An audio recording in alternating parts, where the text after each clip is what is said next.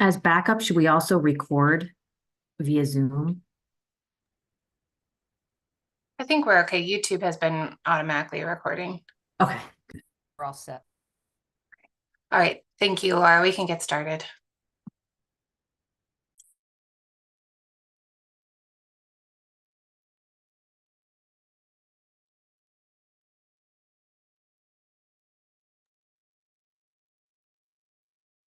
Good morning and welcome to docket number 171046 RE04, the application of the Connecticut Light and Power Company doing business as Eversource Energy to amend its rate schedules. We're here for a reopener focused on AMI cost recovery mechanism. This morning, we're here for an evidentiary hearing in this matter. My name is Chairman Marissa Gillette. And let's begin by taking appearances, please. Attorney Pace, please. Morning, commissioners. Good morning to the PURA staff and good morning to the docket participants. I'm Vincent Pace. I represent the Connecticut Light and Power Company doing business as Eversource Energy. Good morning, Attorney Pace. Attorney Wheel. Good morning, Tom Wheel for the Office of Consumer Counsel. I'm joined by Consumer Counsel Claire Coleman and Attorney Andrew Minikowski. Thank you. And we have Attorney Goodman. Good morning, Chair. Jay Goodman, appearing on behalf of the Connecticut Industrial Energy Consumers. Thank you. And I think we have a newer attorney with Deep this morning. Good morning. I'm Susanna Nigro, and I'm here for the Department of Energy and Environmental Protection. Welcome, Attorney Nigro. Thank you.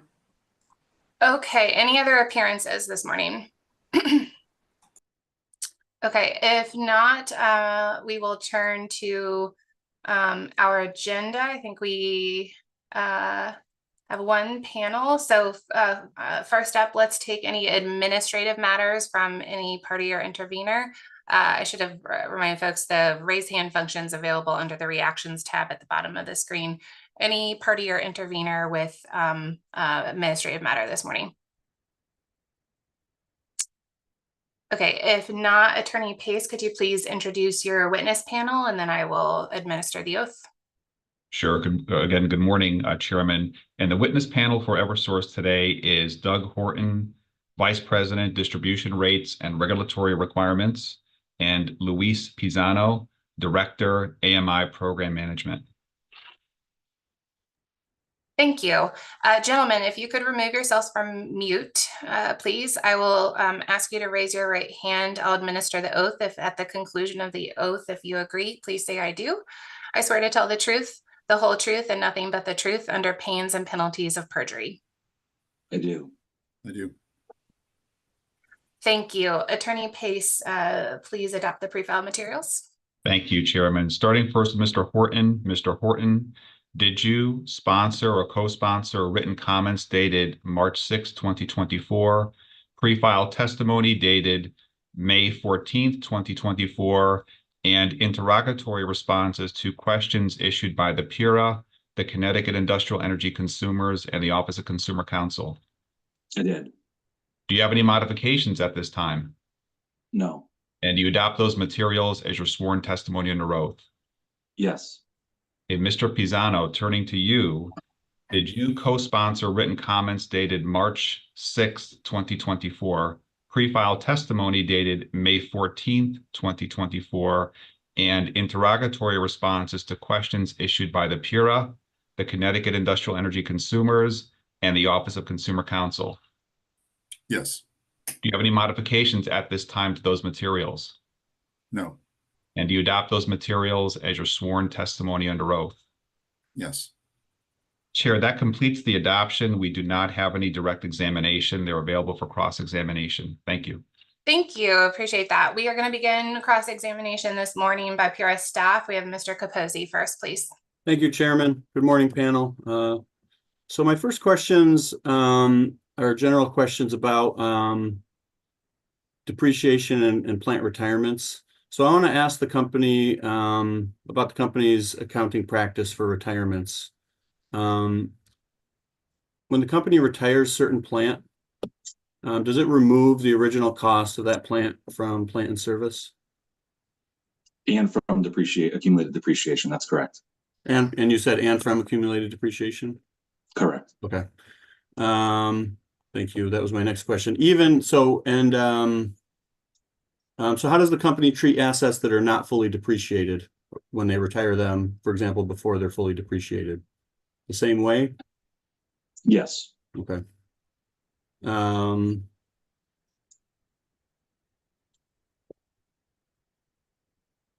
Okay. Now I want to ask some other questions generally about rate making. So in typical rate making for a multi-year rate plan, and I guess when I say typical, I mean I'm sort of referring to how this has been done in the company's prior rate applications, rate amendment applications in Connecticut. Would the company request full reconciliation of plant additions for unrecovered plant due to for any unrecovered plant that the company currently has, would it request recovery of carrying charges on those unrecovered plant balances? Does that question make sense? Not yet. Could Okay. you try it again? Yeah, let me re-ask. So for multi-year rate plans, when the company is coming in for a rate in the past in Connecticut, when the company has come in for a rate amendment request, typically are there unrecovered plant balances from the prior multi-year rate plan that the company is seeking to include in the new rate?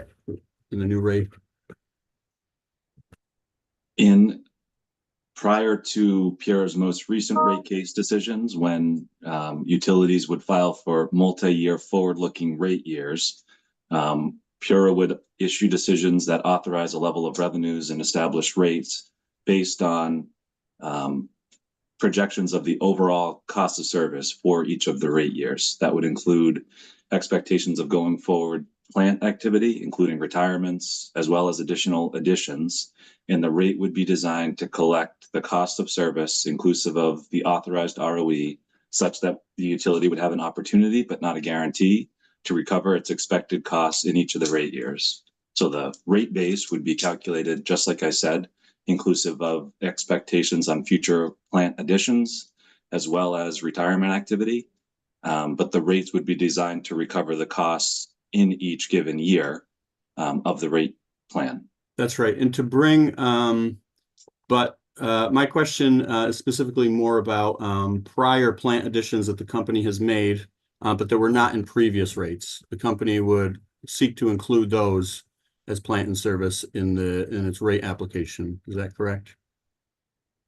Rate base should reflect the cumulative balance of plant additions that have been made over time, regardless of whether or not those additions have previously been reflected in rates. Okay. So to the extent the company's spent more, which we can talk about Eversource's particular condition at the moment, spent more than was provided for through base rates because the rate years, didn't capture all of the needed investment. The companies would make the needed investment in a given year. The level of revenues would be what was established in the prior rate proceeding based on what was known at the time and ultimately decided by Pura based on the multi-year forward-looking rate plans. And then to the extent there were variability in the actual plant additions placed into service, if we placed more in, because the system required additional investment than what was allowed for in rates, when we set rates in a rate case, it would be prospectively going forward based on the plant balances at the time. We don't go back and recoup investment that has been made previously. Okay, thank you. And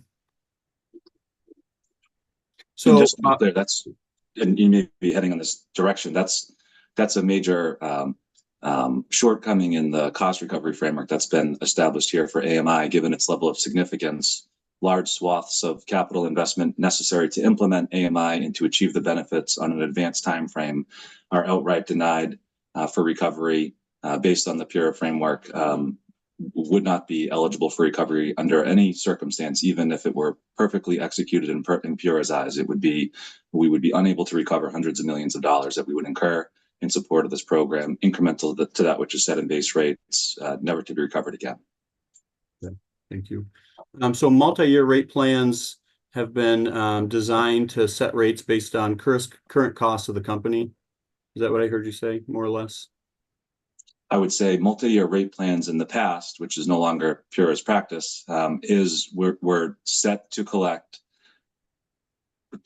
establish rates to reflect the expectation of the utility's costs in a given year, inclusive of an adequate return required so that the utility can attract the necessary capital to make the infrastructure investments to support our customers. Yeah. And that would be in each rate year. So if we had in our last rate case, we were litigating that proceeding in 2018.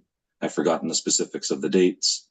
It was a forward-looking multi-year rate plan. So we were agreeing on the overall cost of service, and Pura ultimately approved the level of revenues built based on a bottoms-up analysis of what our expectation of the cost of service was going to be in each of the rate years. It established a level of revenue such that we would have the opportunity, but not a guarantee, to earn the authorized ROE in each of the rate years, but only to the extent our actual expenses in the rate year came in at the level that was expected, at the time rates were set, based on a forward-looking analysis of our expected cost to serve our customers. Okay. Forward-looking capital investments, as well as even forward-looking to some extent of operating expenses and things like that. All of it was forward-looking. In the capital component, in that last rate proceeding, there was dispute over the level of additions that would be actually built into rates, in a concern that if we set base rates too high and didn't ultimately put into service those investments at the level that we had felt were necessary, that customers would be paying too much. So the ESI was established in order to eliminate and mitigate that concern, such that there would be lower expectation or amounts of plan additions set into base rates. And then if additional investments were made, and only if they were made and placed into service, would they be recoverable through the ESI, the mechanism that was established as a result of that proceeding. It was established as the customer protection. Okay, thank you. Is the company currently under a multi-year rate plan? We are still operating under that proceeding. The ESI is to remain in effect until our next rate proceeding, where that particular program has now been banished by law. Okay, thank you. So now I want to turn to, can we turn to the pre-filed testimony, specifically DPH LAS Exhibit 3? And let me know when you're ready.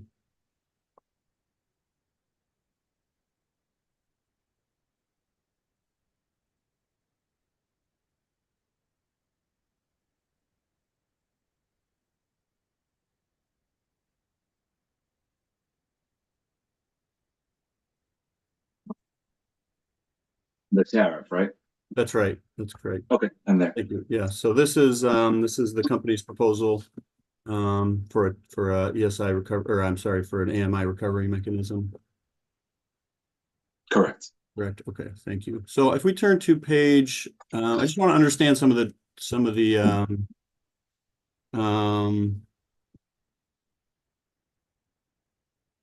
definitions here first.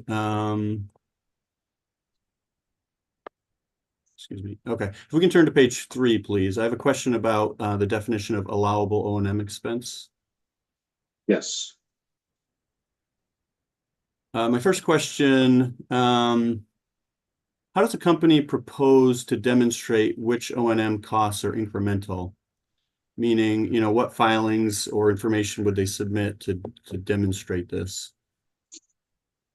We would demonstrate that amounts that are incremental for O&M would be costs that are incurred and would not be incurred but for the implementation of AMI. So that the first threshold would be us to demonstrate to the satisfaction of Pura that the costs wouldn't have been incurred. They're only being incurred as a result of our implementation of AMI.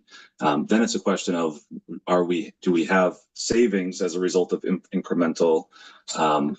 a result of the AMI deployment that would allow us to reduce versus what's in rate currently, operating expenditures for the maintenance of the existing AMR system, which would be eventually retired as we move to AMI. So naturally, if there are savings that accrue to us, which many of the savings of AMI don't actually reduce the distribution cost of service, it would result in a net increase in the overall distribution costs. But to the extent there are costs, for example, drive-by meter reading, eventually with the deployment of AMI, those costs would be able to be eliminated.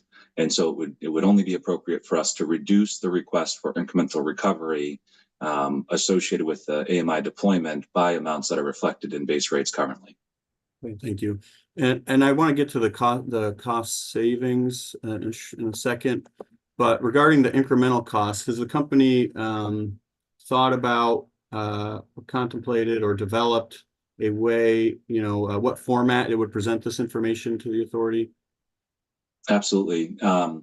So there's a lot of different ways to do it in Massachusetts, which the Department of Massachusetts has supported the implementation of AMI. We're actively engaged in deploying advanced metering infrastructure for our Massachusetts customers, established a framework for just this very reason, to ensure that the costs would be only incremental. The Department of Massachusetts extracted meter-related costs from base rates so that as costs for the existing metering infrastructure again, were declining as we move to the new infrastructure, we wouldn't have a paradigm where there would be an amount set and stuck in base rates for an older system that's being replaced, and at the same time recovering costs of this new system. So we would have to then get at this very issue that you're talking about. So in that situation, costs were extracted from base rates and are entirely recovered through a reconciling mechanism. In the absence of that, that's not our situation here. As this proceeding has progressed since it started in 2019, we've talked a number of times about ways that you can achieve that same objective to demonstrate that costs are incremental, recognizing that some costs are reflected in base rates. It would take some work, but it's certainly doable. As on the plant side, we have depreciation expense embedded in base rates for the existing AMR infrastructure.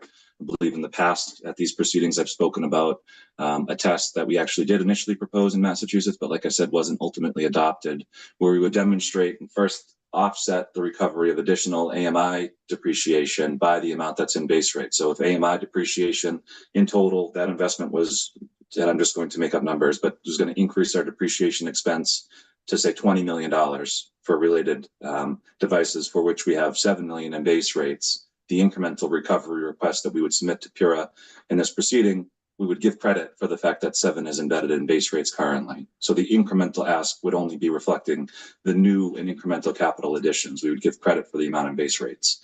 And the same exercise would be done for operations and maintenance expenses. Again, to the extent there are savings on the O&M side, we would conduct an analysis comparing to the amount of O&M recovery that's embedded in base rates for which there are savings, and to give credit for those savings to offset any request for incremental recovery.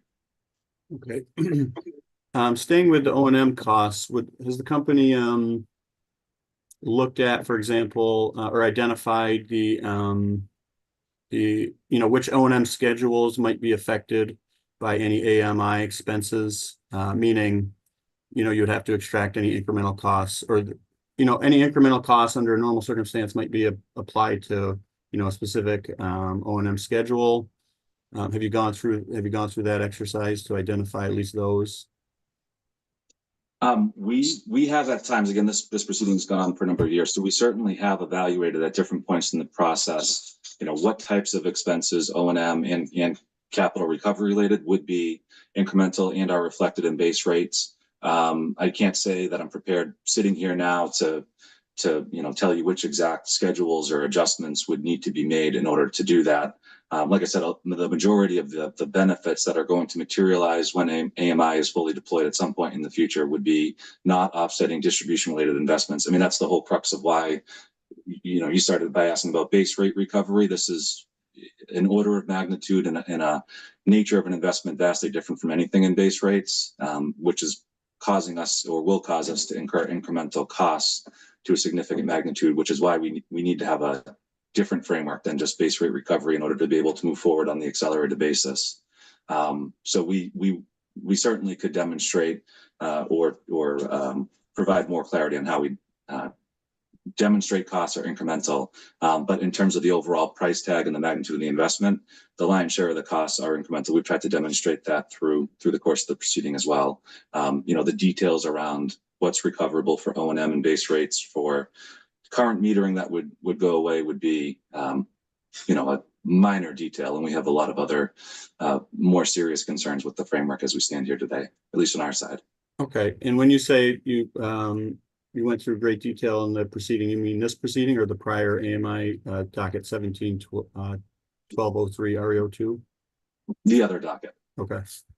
Right. This docket, fair point. I was saying that this docket's been going on for a long time. This docket, of course, just opened this year. I was referencing the prior AMI proceeding. Okay. So I want to ask about cost savings. Thinking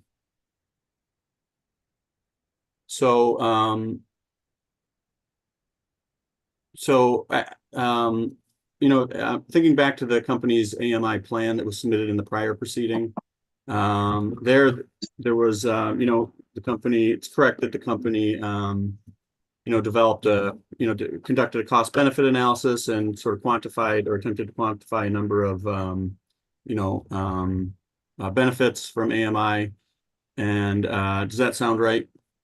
Make sure we're on the same Absolutely. page. Yes. Okay. Yep. And for each of those benefits, where the benefit had been quantified financially, the company had proposed a methodology in that AMI plan. That sound right still? A methodology for what? For calculating benefits. So I can provide an example if you need a specific one. Sure. So if we look at the AMI plan, the most recent one that was filed in the prior docket, for example, let's take remote turn on and turn offs. So the company, does it sound right that the company calculated a certain amount of savings from being able to remotely turn on or turn off customer accounts or service rather than physically sending somebody out to the premises to do that? Does that sound right? We definitely calculated benefits. I think there is a distinction, and Mr. Brazano can chime in at some point if necessary. But I think there would be a distinction between benefits of AMI and true cost savings that would, need to be offset for incremental. Those would be a different analysis. Certainly, to the extent those savings result in our overall cost of service, they should be credited against any incremental ask for sure. Okay, so to the extent that, let's stay with this example. And tell me which one might. So I'll go through the methodology that I'm reading. So I'm on page 18 of the company's AMI plan. This is dated. This is dated November 8th, 2021. And this is in the other docket, right? Well, we took administrative notice of this in this proceeding, or we admitted this as evidence in this proceeding. I'm sorry, but I just want to make sure that I'm looking at what you are. Where would be the best place for me to look? Yeah. So this is the company's AMI plan, the most recent AMI plan filed. It was originally filed by the company in docket 17-1203 REO2. It was filed as correspondence on November 8th, 2021. And for the record, Mr. Capozzi and for Attorney Pace, I think the notice of admitted evidence in this proceeding, we're referring to item 8 from that notice. We had two notice of admitted evidences. So this was, that's the right way to say it. So this was the notice of admitted evidence dated February 14th. Yeah. Okay, I think I'm there now. So it's the plan filed on November 8th, 2021. And I'm sorry, which page are you on in that document? So I am on page, let's say page 18. If you go to page 17, you'll see sort of the top of the section. This is specifically about remote turn on and turn off. And again, this is just one example, so I can understand. So if you see, there's a subsection B, calculation methodology. So it says here to calculate the savings related to this activity, meaning remote turn on and turn off. Company analyzed operating costs and maintenance, including labor, contractor costs, and vehicles, and provided calculated cost savings as the AMI system is fully implemented. So my question is, would that be, so, one of the benefits here is the reduction in costs of labor and contractor and vehicle costs, due to sending employees out to a site. And now with AMI, you can remotely just, turn off or turn on service. So what would be incremental? What would not be incremental with that? The incremental cost would be the cost of the AMI system, where again, we would need to demonstrate that in order to achieve the benefit. And that so you're yeah, referencing. sorry to interrupt, Mr. Horde. So I'm specifically asking about benefits.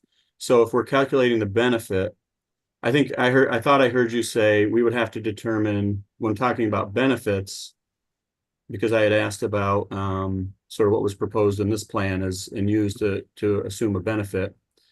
I thought I had heard you say, well, we would have to determine what is an incremental benefit. But maybe I misheard you. I'm with you now. Okay, so what I was pointing out, in terms of incremental expense in Massachusetts, because of course, the DPU had the same concerns that you're raising, and are certainly valid. And we had a number of proceedings over the years in Massachusetts where this very issue, meaning recovery of incremental O&M, particularly where it's O&M associated with company personnel, can be problematic and hairy. From how do you determine what is a truly incremental cost? So that is something we had a lot of experience in Massachusetts. Where we landed as it relates to AMI was a simplistic approach, but effective, where we would first demonstrate that the incremental costs, and I'm going to get to the benefits, I promise, that the incremental costs are related to the AMI program, would not have been incurred but for the program itself. And then we look at, for specific accounts, we look at amounts that have been reflected in base rates for accounts that are associated with metering O&M activity. And we then need to demonstrate that the activity recorded to those accounts has increased. So if we first demonstrate we had a $10 million incremental cost and we passed the first test, say everybody's comfortable that there's $10 million of incremental O&M associated with the AMI deployment. Now it's a question of ensuring that that cost is truly incremental, that we should be able to recover that cost. And the question becomes, how can we demonstrate with satisfaction that we're not recovering similar expenses or have savings in base rates that would diminish the amount that we should be recovering as incremental? Well, if we can compare to the specific accounts that have been used to set base rates, the activity that is in base rates for those accounts against the actual activity in the rate year that we're using to determine that $10 million should be recoverable. Let's say that the expense activity has only increased by $4 million. We should not be able to recover $10 million.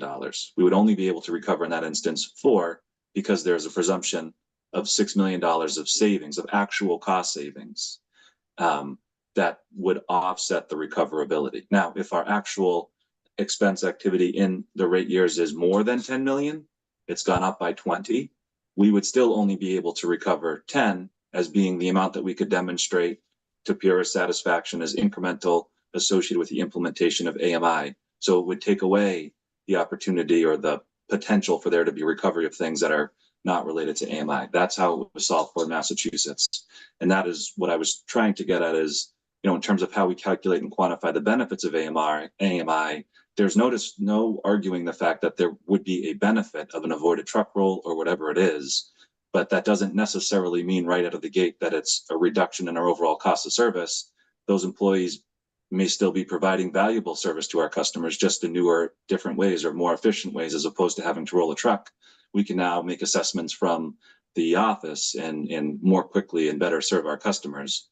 May not be a straight reduction out of the gate for costs to the cost of service. And so that's how that was dealt with in Massachusetts.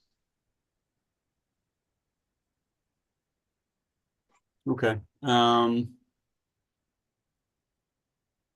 So talking specifically about, that was very helpful. And I actually, before getting back to the benefits, I do want to jump back to you had mentioned for the incremental costs, you had to show, in order to demonstrate, an AMI on an AMI expense, you'd have to show that that expense is strictly due, but for, you use the term but for the AMI plan, essentially. how do you demonstrate that that expenses wouldn't have been incurred but for AMI? Is it like practically, how are you doing that? I mean, great question. I don't know that we've gone through the exercise in that, so I have direct experience that I can rely on. But I think it would follow similar to what we do in storms, where we have, our accounting system has work orders that are created to capture the costs associated with this particular activity. All costs that are associated with that activity are charged to that work order or series of work orders. And that's initially how we capture the expenses. We then go through a review process to ensure that we can demonstrate with accuracy and adequacy that the costs are supported by necessary documentation, and that we're able to make the direct link that these are costs that are necessary to enable AMI and wouldn't have been incurred but for AMI. So it would start with how we account for the costs, and then we would, just depending on the type of expense, we would produce appropriate documentation, whether it's payroll records or invoices or what have you, similar to what we do documenting our storm cost recovery. Okay. So regarding the benefit, I think you had said, let me try to restate it back to you and tell me if I understand it. But if you're calculating a benefit, so when you're trying to determine the benefit, the AMI, does it actually results in a cost reduction, an operational savings or a cost reduction that may not be direct. I don't know the best way to say this back to you, but it may not be directly related. You're saying it may not be directly related because, for example, with the remote turn off and turn on, the employee will still be there, maybe doing something else.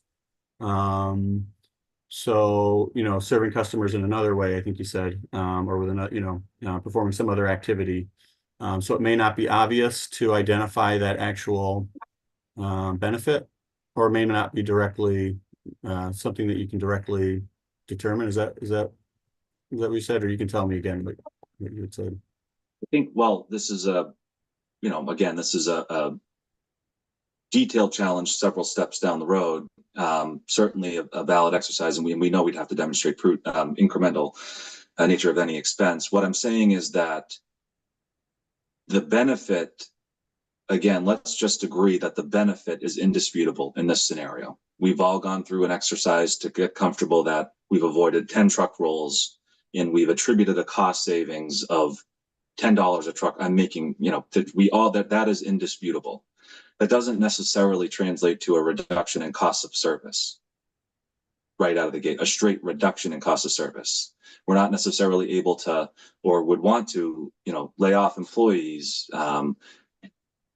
unless and until our overall cost structure has changed. Those employees could be diverted to actually support AMI, as an example.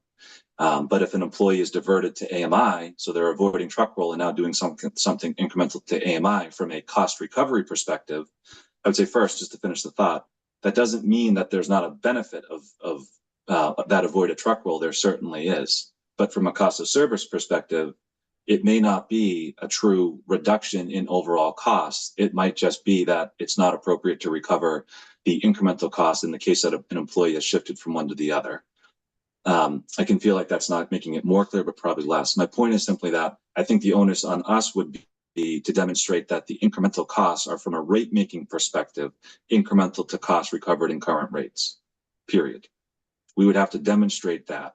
That doesn't necessarily mean, though, that a benefit that was used to calculate a BCA for purposes of the AMI implementation plan would result in a straight reduction in cost. There could certainly be times where that's the case, and the test that I just laid out would capture that. There could be times, though, where that's not the case, and the employee is still, serving customers perhaps in a different capacity, which really is the promise of AMI, is that we're able to serve our customers better in new and different ways, not necessarily reducing our distribution cost of service. Nothing of what we presented in this proceeding or anything prior on AMI has been founded or based on reductions in the distribution cost of service. In fact, we've been showing that the increase is to the distribution cost of service to a significant degree, which is why we must have adequate and timely cost recovery. Okay, I think I understand what you're saying. Okay, can we turn now to the definition of AMI investment year?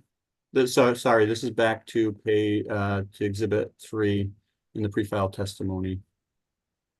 And this is Yes. page 3 and 4. So AMI investment year is the calendar year. So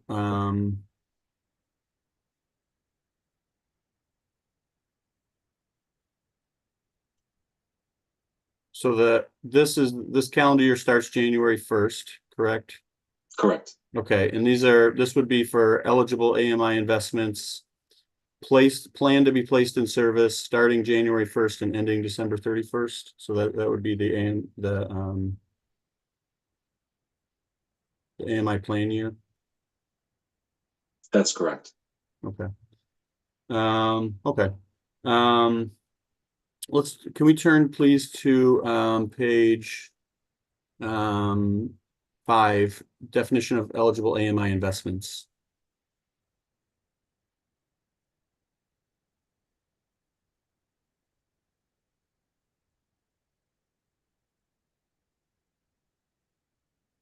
Yep. Okay, so in this proposal, the company is, my reading is the company is proposing to recover eligible AMI investments through rates.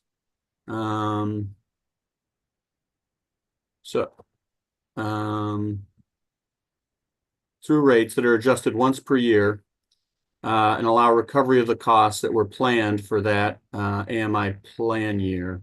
So that investment year of January 1st through December, they would recover rates for that during that year, correct? Correct. So that recovery is based on a forecast of planned work. Forecasted and actual, to the extent we're in the midst of the AMI implementation and have had investments made prior to the investment year, those would be reflected in the calculus as well. Okay, that's right. So prior investments from prior years and forecast investment for the current year. Correct. That would be rates starting on May 1st. That's right. Okay.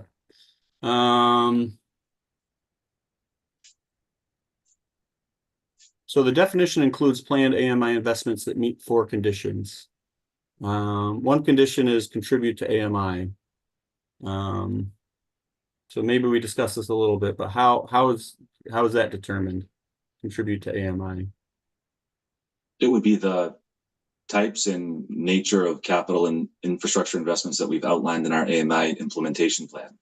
Okay. I think the distinction we're trying to draw here is that the Strzok proposal or the framework that has been issued by PURA seems to deny recovery or inclusion in any mechanism of categories of AMI investment to the tune of $70 million that don't fall into one of its categories of capital additions that would be eligible for recovery. And in our view, AMI is on an accelerated basis is a total package that requires all the investments we've outlined, and those would be the types of investments that we would seek to and expect to recover through a mechanism and required to recover in order to be able to move forward. Okay. And I see another condition is that the investments are prudently incurred. So my question is, if part of what's allowed for recovery, or what part of what is an eligible AMI investment are forecast or planned AMI investments, how are they prudently incurred if they're only essentially in the planning stage, or they're only being planned for the year? How can that be determined? Just like when we started by talking about what's in base rates, we're trying to establish a framework that provides for timely and adequate cost recovery of the expenses we're going to incur on an annual basis and in a given year. So when we set previously, PURA would set rates based on a forecasted multi-year rate plan, it did that based on an expectation of additions that were going to be made into the future. There was no finding of prudence initially at all. There was an establishment of the level of rates, and that's what we're asking for here. PURA would then have the opportunity and obligation to evaluate all the additions for prudence, and we're not looking to change that. In fact, we're not it can't be changed. The way prudence should be evaluated. I'm not a lawyer, but shouldn't and can't be changed, and we're not asking to either. What we're asking for is that rates be set based on the planned investment that has been initially authorized as part of this proceeding ultimately, and then annually we would file a plan based on the current expectations. We'd file it on our proposal in October of the year prior to the investment year to outline what we expect to achieve in the upcoming year, as well as to provide updates on our progress to date. In that March 1st filing, I think we also outlined that we would be providing the documentation such that PURA could undertake a prudency review of investments previously made. And to the extent the rate has been set too high or too low in the past, one of the benefits of our proposal and any cost reconciling mechanism is that rates can be flexible and nimble to, on a more real-time and transparent basis, be adjusted to reflect the actual cost, such that at the end of the day, rates would only ever collect amounts that had been spent for projects placed in service to customer and ultimately found prudently incurred by PURA. So initially the rate would be set based on an expectation. The prudency review, like it always is, would be done after the fact based on what we knew or should have known at the time the investment was made. Okay, thank you. So, and if certain plant were found to be imprudently done by the authority, then costs would have to be reconciled to adjust for that in a later proceeding. Correct. Okay. Yeah. So how would the company reconcile those investments under this proposal? How would those, so if plant were found to be done imprudently and they had to be removed, how would that reconciliation happen? It naturally through the process of the reconciling mechanism. So if a rate were set to collect a certain dollar amount or based on an expectation of a certain dollar amount of plant, that later PURA were to find we had not been prudent in our execution of that project's implementation, we would have set a rate to collect whatever the dollar amount is. We would go back and recast that rate to reflect what was ultimately approved by PURA, calculate the difference in what we recovered, and refund that difference to customers. Okay, I want to turn to now the definition of AMI revenue requirement, which is, I believe, on the same page, or it's on page, anyways, it's on page 4. AMI-RR. My first question, so reading the first sentence, I see that AMI revenue requirement is the accumulated revenue requirement of each AMI investment year based on one eligible AMI investment, including cost of removal to be completed during the AMI investment year. And skipping ahead to the actual eligible AMI investment, including cost of removal. My question is about cost of removal. So my reading is that cost of removal is a component of eligible AMI investment. You're meaning it fits within this definition of eligible AMI investment. Is that right? That's correct. Okay. So how's the company defining cost of removal? The typical definition of cost of removal. I don't have it at my fingertips, but when we go to make an investment, to the extent there's an existing asset that must be removed, there's a cost associated with removing that to enable the new investment. That cost would be included consistent with our normal accounting practices. So is that equivalent to what would be considered negative net salvage in the depreciation terms, or is it something different?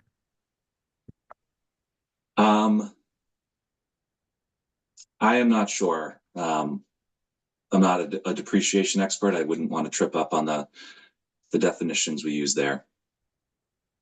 And, Okay, and Chair, if I could, to be helpful to Mr. Capozzi, I know that there's no late file hearing, but we can certainly either supplement the tariff by a date that you deem appropriate, just to make sure Mr. Capozzi has the information he needs to help the authority with its decision making. So if you'd like us to, we're happy to provide a supplement to this in writing that responds to your question to give you what you need for the record, Mr. Capozzi. Appreciate that offer, Attorney Pace. I think we are probably going to take you up on that. Let me see if we get any other like clarification type requests, and then we can discuss how to how to get those into the record at the end of today's hearing. So I'll mark that now. Thank you. Okay. Thank you, Chairman. So what specific infrastructure would the cost of removal refer to here? That's similar to what Mr. Pace just said. I would need to do an analysis. I don't have it at my fingertips to be able to answer that question. Okay. Okay. But would it be, so, and let me try one more, but would it be, if you're including cost removal as an eligible AMI investment, does it follow that, the cost of removal, whatever that cost is and for whatever infrastructure it is, that would be recovered over the life of the new plant? If it's included as an eligible AMI investment, I'm going to throw out there, if you're replacing an old meter, there's a cost to remove that and you're putting in the new meter, that cost would be recovered over the life of that new meter. It would sort of be built into the cost of the new meter. Is that right or no? I'm not positive. Okay. Okay. So let's turn to the definition of legacy meter and enterprise IT costs, which is on page.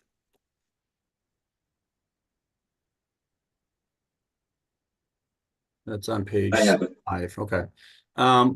Should I read this as legacy meter and legacy enterprise IT costs, or is it legacy? Yes. Okay.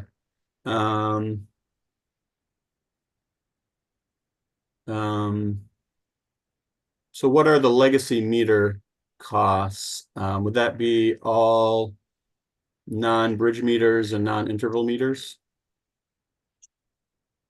It would be all meters that are that have an existing net book value that are replaced as a result of AMI. That's what it would be. Okay. Okay. And just same on with that point, and to the extent the bridge meters serve a purpose and add value.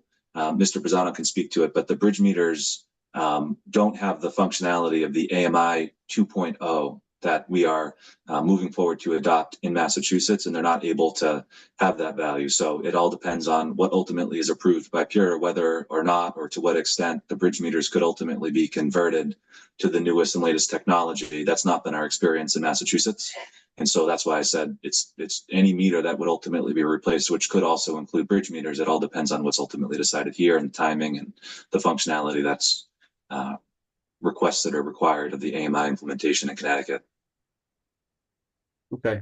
And same with legacy enterprise IT costs. So that would be anything that's replaced during AMI deployment for customer information system or in meter data management system. That has an existing value. Yep. Yeah. Okay. Or current value and from an accounting perspective. I see. And those it says here those costs are removed from base distribution rates. So for recovery through the AMI rate. So how would that be done? Yeah, so I saw that. I think we initially started. I may need to adjust this tariff because I didn't catch that initially. I saw that as I was just reading it now. We started with the Massachusetts tariff, which is designed, as I said, where AMR and existing metering costs were extracted from base rates.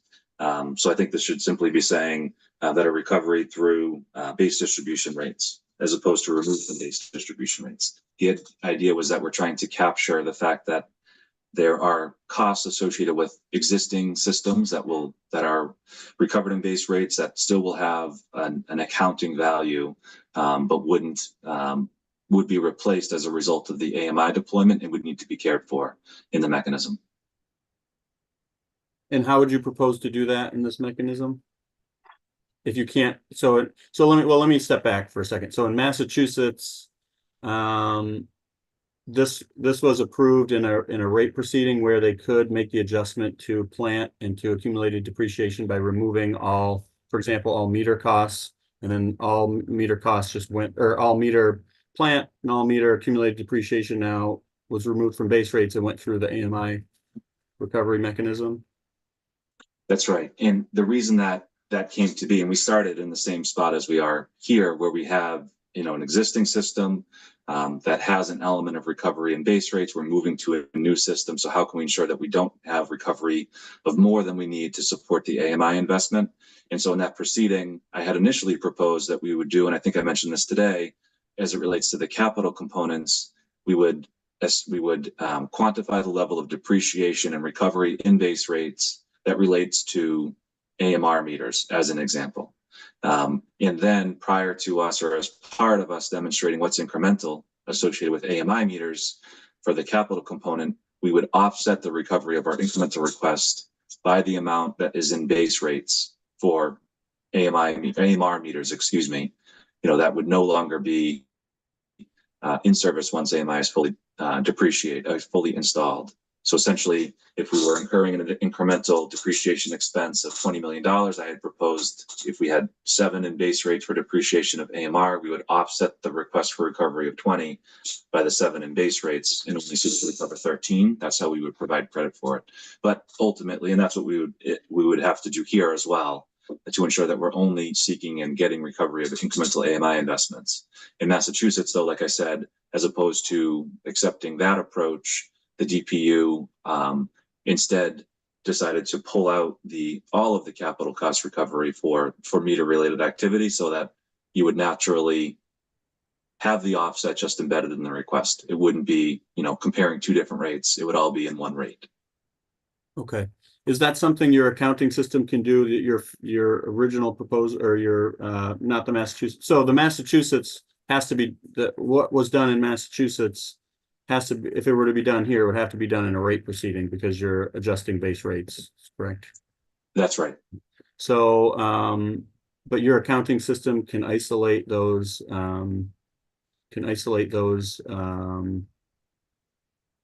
those costs for existing, existing meters.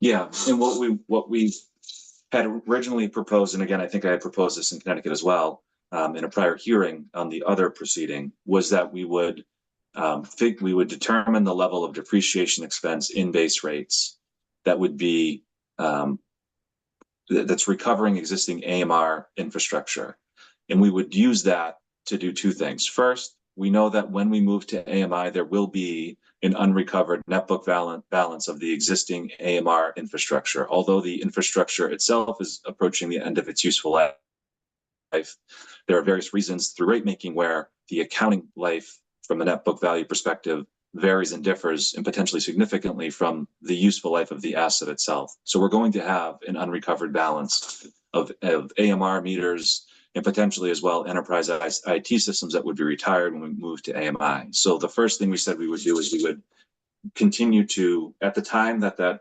AMI were fully deployed, we'd establish a regulatory asset for the balance of meters that has been left on the books as a result of moving to AMI.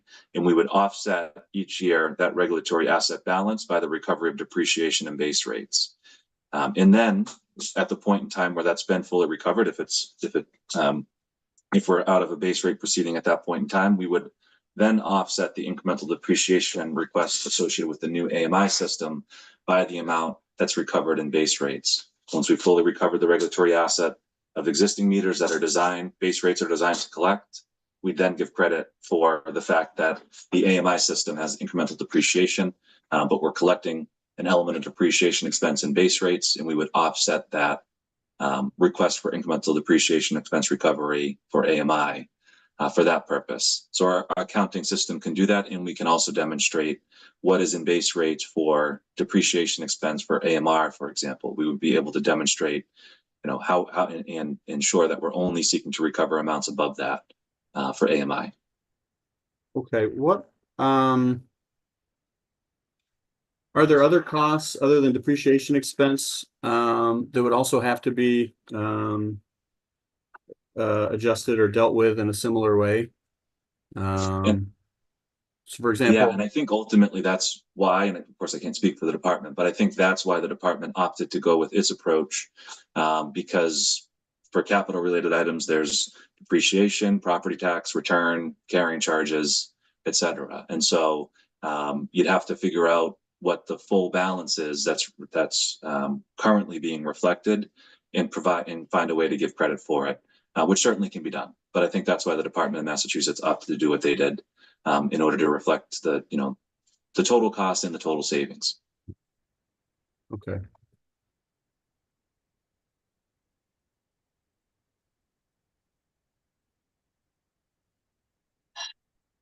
Okay.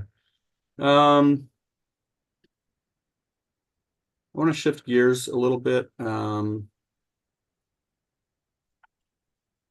I want to ask some questions about the company's comments on the authority's straw proposal. So the company I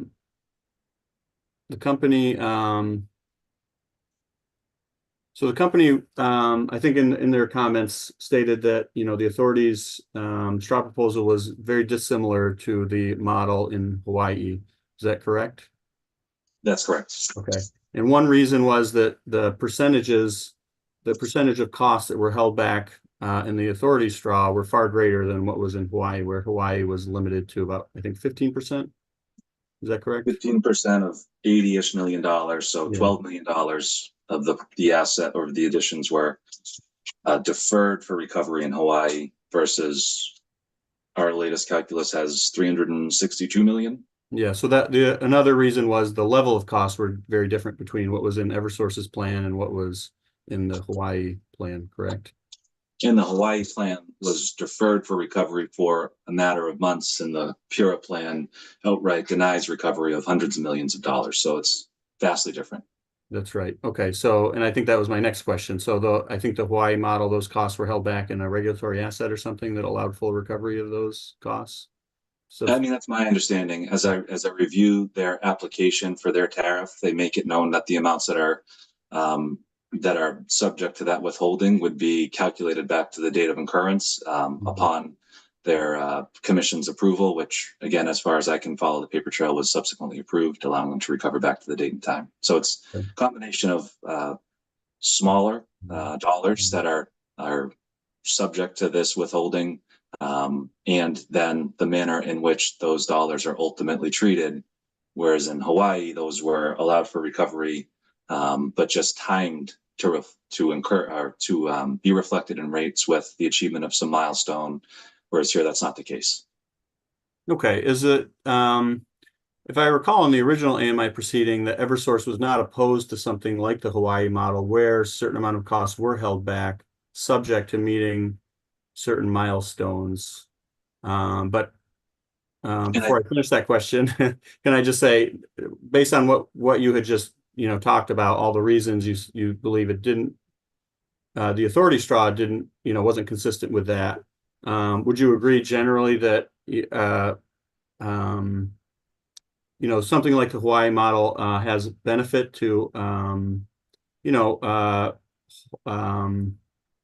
tying cost recovery or something to meeting certain milestones? I mean, look, I'm reluctant to even agree to that at this point. When I made that comment, now 2 or 3 years ago, whenever it was, I was seeing the input from stakeholders, from the OCC, from Pura staff, and certainly I can understand and appreciate the objective to try to align rate recovery with accumulation of benefits to customers. But then I did not appreciate that in the draft decision, it almost made it seem like it was Eversource's proposal, or that we are okay with something like this. And in my view, the two outcomes couldn't be more different. And one being entirely unworkable, where we would stand to lose hundreds of millions of dollars implementing AMI, and the other being a framework that read to me like it was trying to simply align recovery of some portion of the program costs with the achievement of a specific milestone objective, but a small amount into a small scale, not one that would topple the company's financial metrics or ability to ever earn its authorized ROE at all, come close to it. And so I can't even at this point, I don't see how I could agree that we're open to that concept. It's so far removed and different, and in that acquiescence on my part is a mistake looking back, because it's been taken totally out of context and now presented as if hey, Eversource proposed this, they should be fine with it. It is so far off the mark that I'm concerned it's going to continue to be construed in that way. Okay. Can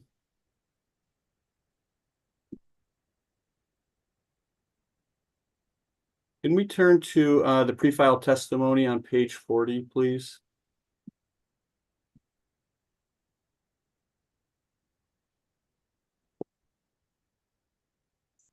Unfortunately, I was also realizing this, we don't have the page numbers on it, so I'll just have to get to the electronic version.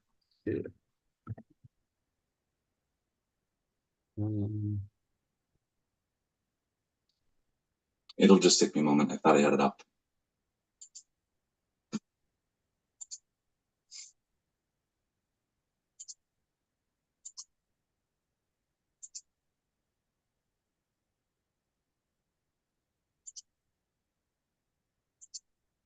And just for identification purposes, if we could work off the electronic page numbering, we would appreciate that, just to make sure that Mr. Horton is right at the same page as Mr. Capozzi. I know that the PDF file had a total of 46 pages. And if that works for Mr. Capozzi, if that aligns, I have as page 40 of 46. The first line begins cost estimate for the work plan. Does that align with the page around Mr. Capozzi? That's correct. Thank you very much.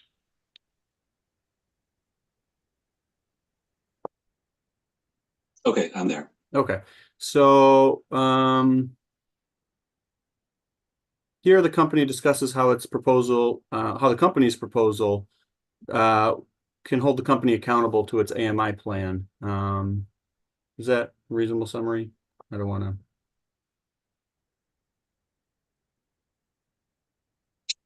to. Yes. Yeah. Okay. So my first question is, and if I read here, company's proposal requires the company to develop annual work plans, including cost estimates. If the company's actual costs deviate significantly from these cost estimates, the company will have to explain these variances. My question is, where's the accountability? Like, where are the teeth? Where are the teeth of the accountability from that? You know, if the company's actual costs deviate from the estimates, you know, what's the you know, beyond just, you know, once the company has explained the variances, then what's, you know, what's the accountability in this plan? Yeah, sure. I mean, to me, the ultimate accountability is the prudence review for Pura to evaluate whether and to what extent we properly manage the execution of the projects. And if we have sizable variances in our cost estimates, and aren't able to demonstrate to Pura satisfaction that we've properly managed and adjusted in order to manage those cost variances, we are subject to a prudency or an imprudence determination, which has significant ramifications for us. We'd have to write off the value of that asset, which would be an immediate impact to our expense in a given year. We'd not be able to, you know, earn a return on that asset. And we'd certainly be concerned and at risk of having similar disallowances for other projects. So we take our prudence, you know, in documentation very seriously. So that's a major tool that all regulators have in holding utilities accountable. The flip side is, as I said, in our read of Pura's framework, is that regardless of how, even if we perfectly executed the implementation of the AMI plan in Pura's eyes, everything was done to 100% satisfaction. Even if we exceeded the expectations, we would stand to lose hundreds of millions of dollars. That amounts to a penalty for perfect execution, which is not, in my mind, a performance-based approach to rate making. It's just an outright not denial of costs that makes us unable to move forward with an investment of this magnitude. So, but I think the prudency review is a major component and element. And by providing the documentation, again, essentially in real time, on an ongoing basis, that provides a level of transparency and accountability that isn't otherwise provided for if rates were ever able to accommodate an accelerated AMI implementation plan through base rates, which for all the reasons we've said, it cannot. Okay, and is another form of the accountability, I know the company in its proposal identifies a cost cap implemented onto the rate recovery. Would that be another way that the company could be held accountable? Yes, absolutely. And that exists in Massachusetts too. The important distinction we tried to clarify, it's unclear from Pure Straw proposal whether that's a hard and fast cap that would apply forever or a cap that would apply for recovery or for the amounts that are recoverable through the mechanism. We would propose that the cap be applied to what is recoverable through the mechanism, but certainly couldn't agree that, you know, there would never be an ability to recover amounts that exceed initial estimates. There's lots of reasons that utilities who make prudent decisions and but have their cost increase for various reasons that should still be subject to allowance for recovery from customers. Okay. So back to so I want to work through an example. So if under the company's proposal, if the company proposes October filings, sort of, and you know, just correct me if I'm going wrong here anywhere, but if the company files in October, for that filing includes a plan for the upcoming recovery year, an investment year, in addition to you know, investments that had already incurred, a discussion of those. So if we're in the middle of an AMI deployment plan, and we have both costs, you know, upcoming, and there's costs that have already been incurred.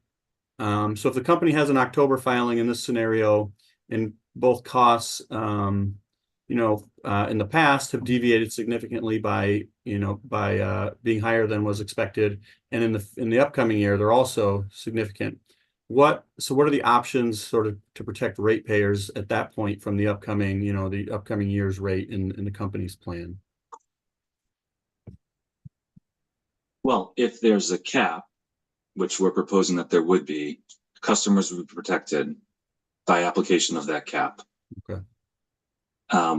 That again, though, doesn't mean that the increase would need to be predetermined as being, you know, an imprudent action that should never be recoverable from customers.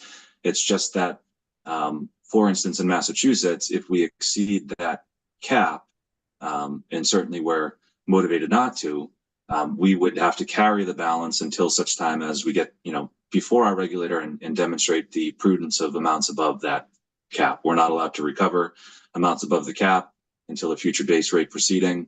And so that's what, that's where the customer protections exist, and demonstrates that, yeah, that's where the customer protection exists in that paradigm. Okay. In the company's plan, is it, or let me rephrase this. It's important to the company to keep rates stable and predictable for customers? Yes. Okay.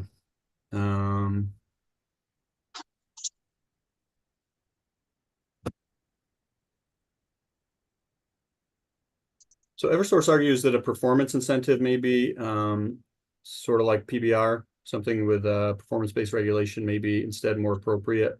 I think in reference to the authority straw proposal. But you tell me, is that Eversource, you know, I had read that Eversource had argued that a performance incentive might be appropriate for AMI.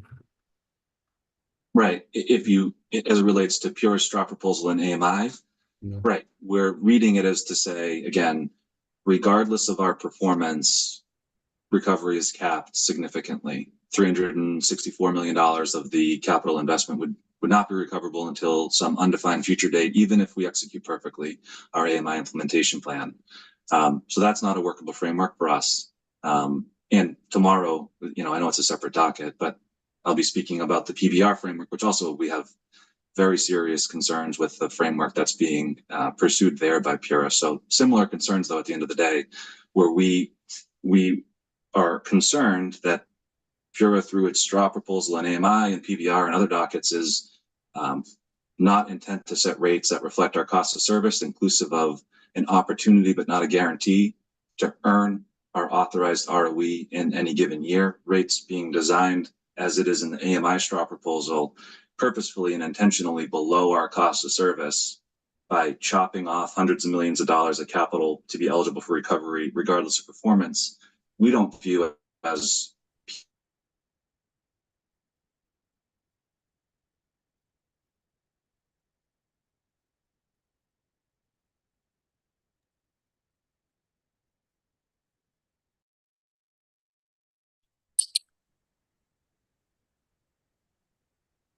Attorney Pace, he may have frozen there. Chair, if I could have a moment, let me see if I can call Mr. Horton on his cell phone just to see, what issue he's experiencing. And if I could circle back to you, I'll act as quickly as possible. Would that be acceptable? Sure. Thank you, Chairman. I'm going to put myself on mute.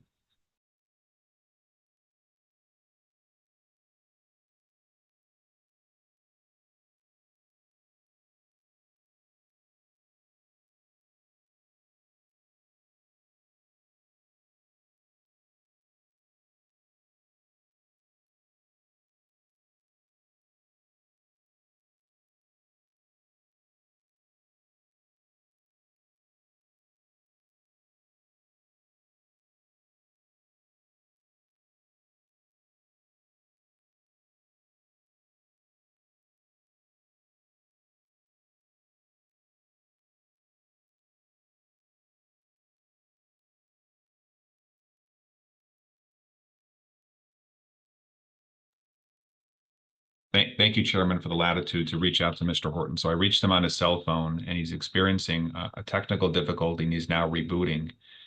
Chairman, would we have leave, with your permission, just to take a 5-minute recess to avoid having you and others just wait for Mr. Horton to reboot? Would that be acceptable to the authority? I think so. I think that might have been Mr. Capozzi's last question anyway. So we can just take a 5-minute recess and then we'll continue with cross. Thank you very much, Chairman. We appreciate it.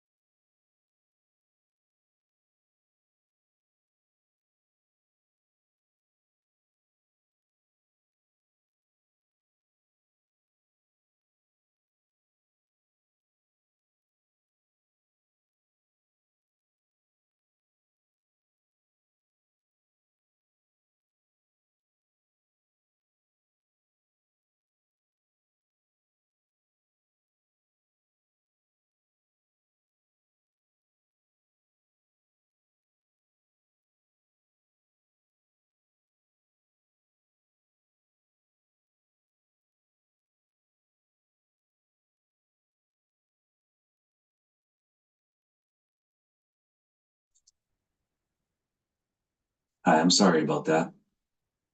Not a problem. Let's just, I think I might be 30 seconds early here. Let me make sure everyone's back. Okay, Attorney Pace, I think we've finished our staff cross-examination. Are we all set with witnesses on your side? Yes, thank you very much, and thank you for the accommodation. Oh, thank you. Mr. Capozzi, I'm correct, right? We're You're all set. correct. Okay. Okay, so I think at this time we can move to cross-examination by the Office of Consumer Counsel, please. Thank you, Chairman. Tom Wheel from the Office of Consumer Counsel. Good morning to Mr. Horton. I had want to start with some follow-up questions from Mr. Capozzi. Recognizing my first question was about the treatment for the remaining undepreciated portion of the infrastructure that's already in service, and I heard your response about the proposal to kind of deal with that in the tracker to sort of take I heard the response about how Massachusetts, it sounds like, kind of cracked open distribution rates again to make that adjustment to kind of put the full cost of the removal of existing plant into the tracker, as opposed to kind of dealing with it in the tracker as an offset. Am I understanding that correctly? I think so. I mean, the costs of removing existing systems as well as the remaining net book value, which are two different things, are dealt with in the tracker. And our proposal, what I was saying here, where we're not in the midst of a base rate proceeding or could align the implementation of AMI perfectly with the base rate proceeding, the solution would need to be different. And what we had proposed in Massachusetts was that we would ensure to give credit to amounts that are recovered in base rates to offset anything we're seeking recovery through the tracker. That would apply for capital and expense related items. Thanks. And yeah, I agree that the remaining undepreciated balance is different from the cost of removal. But sort of getting into my understanding of the way depreciation rates work is that both of those things are recovered through depreciation rates and specifically the depreciation reserve. And I did hear the testimony that that you weren't able to get into the very specifics of that. I was just wondering if there might be a way when the company provides a supplement explaining that, if it could just specifically explain sort of what happens to the depreciation reserve for the existing plant, or how that would work in the proposal. Does that make sense? I can interrupt here or let me interject and say, I think we do have time for a late file hearing, albeit not one marked on the calendar. So that may have been an oversight, because I've been holding June 18th at 9 a.m. as a late file hearing on my calendar. So I think that may have been an oversight on our external calendar.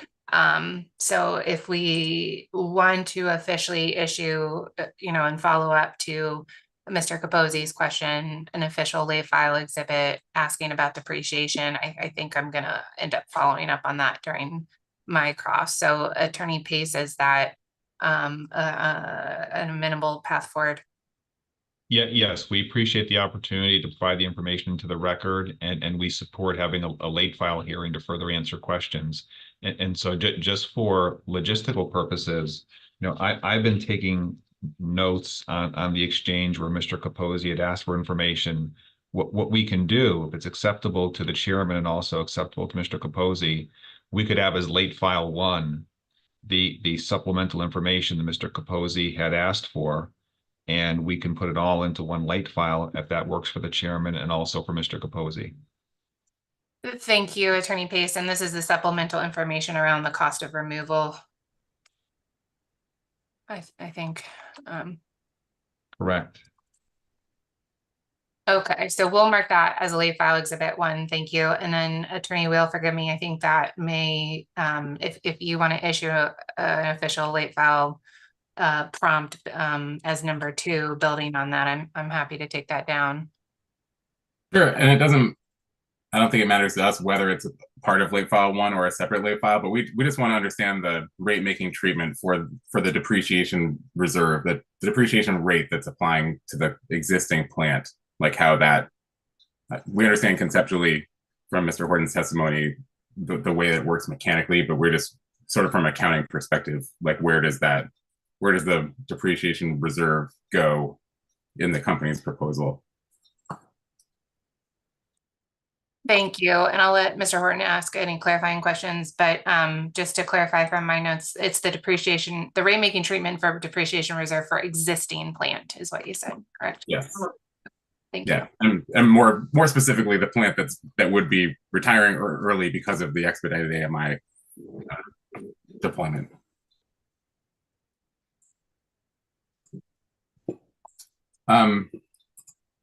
Thank you.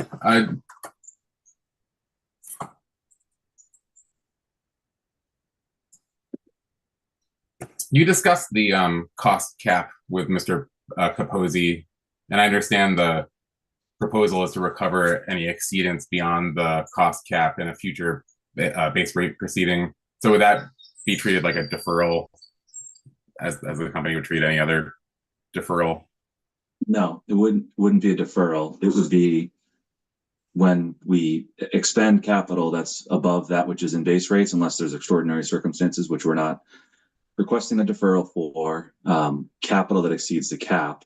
It would just be capital that exceeds the cap, and we would incur the expenses. And then in a future base rate proceeding, we would seek to establish rates on a going forward basis, reflecting the cumulative balance of all plant additions, inclusive of those that are prior reflected in a tracker or those that aren't. So we wouldn't be seeking to capture in a regulatory asset amounts that are in excess of the cap as it relates to our proposal for the cap on capital investment recovery.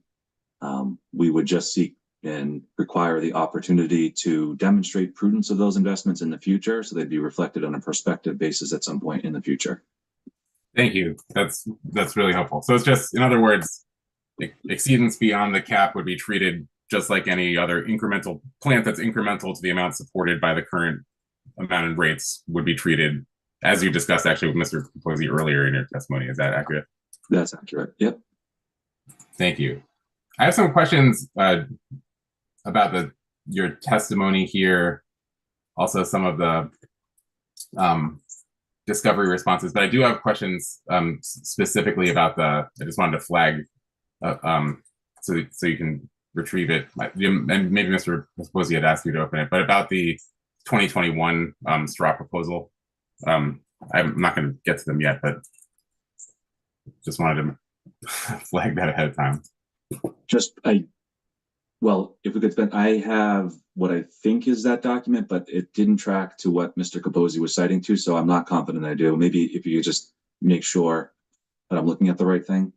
Sure. Yeah, the document I'm looking at is proposal for deployment of advanced metering infrastructure, docket number 17-1203 REO2, filed on November 8th, 2021. And I believe it was a correspondence in 17-1203 REO2 filed on November 8th, 2021, and it's specifically it's one of the attachments there that's labeled ES AMI plan straw proposal.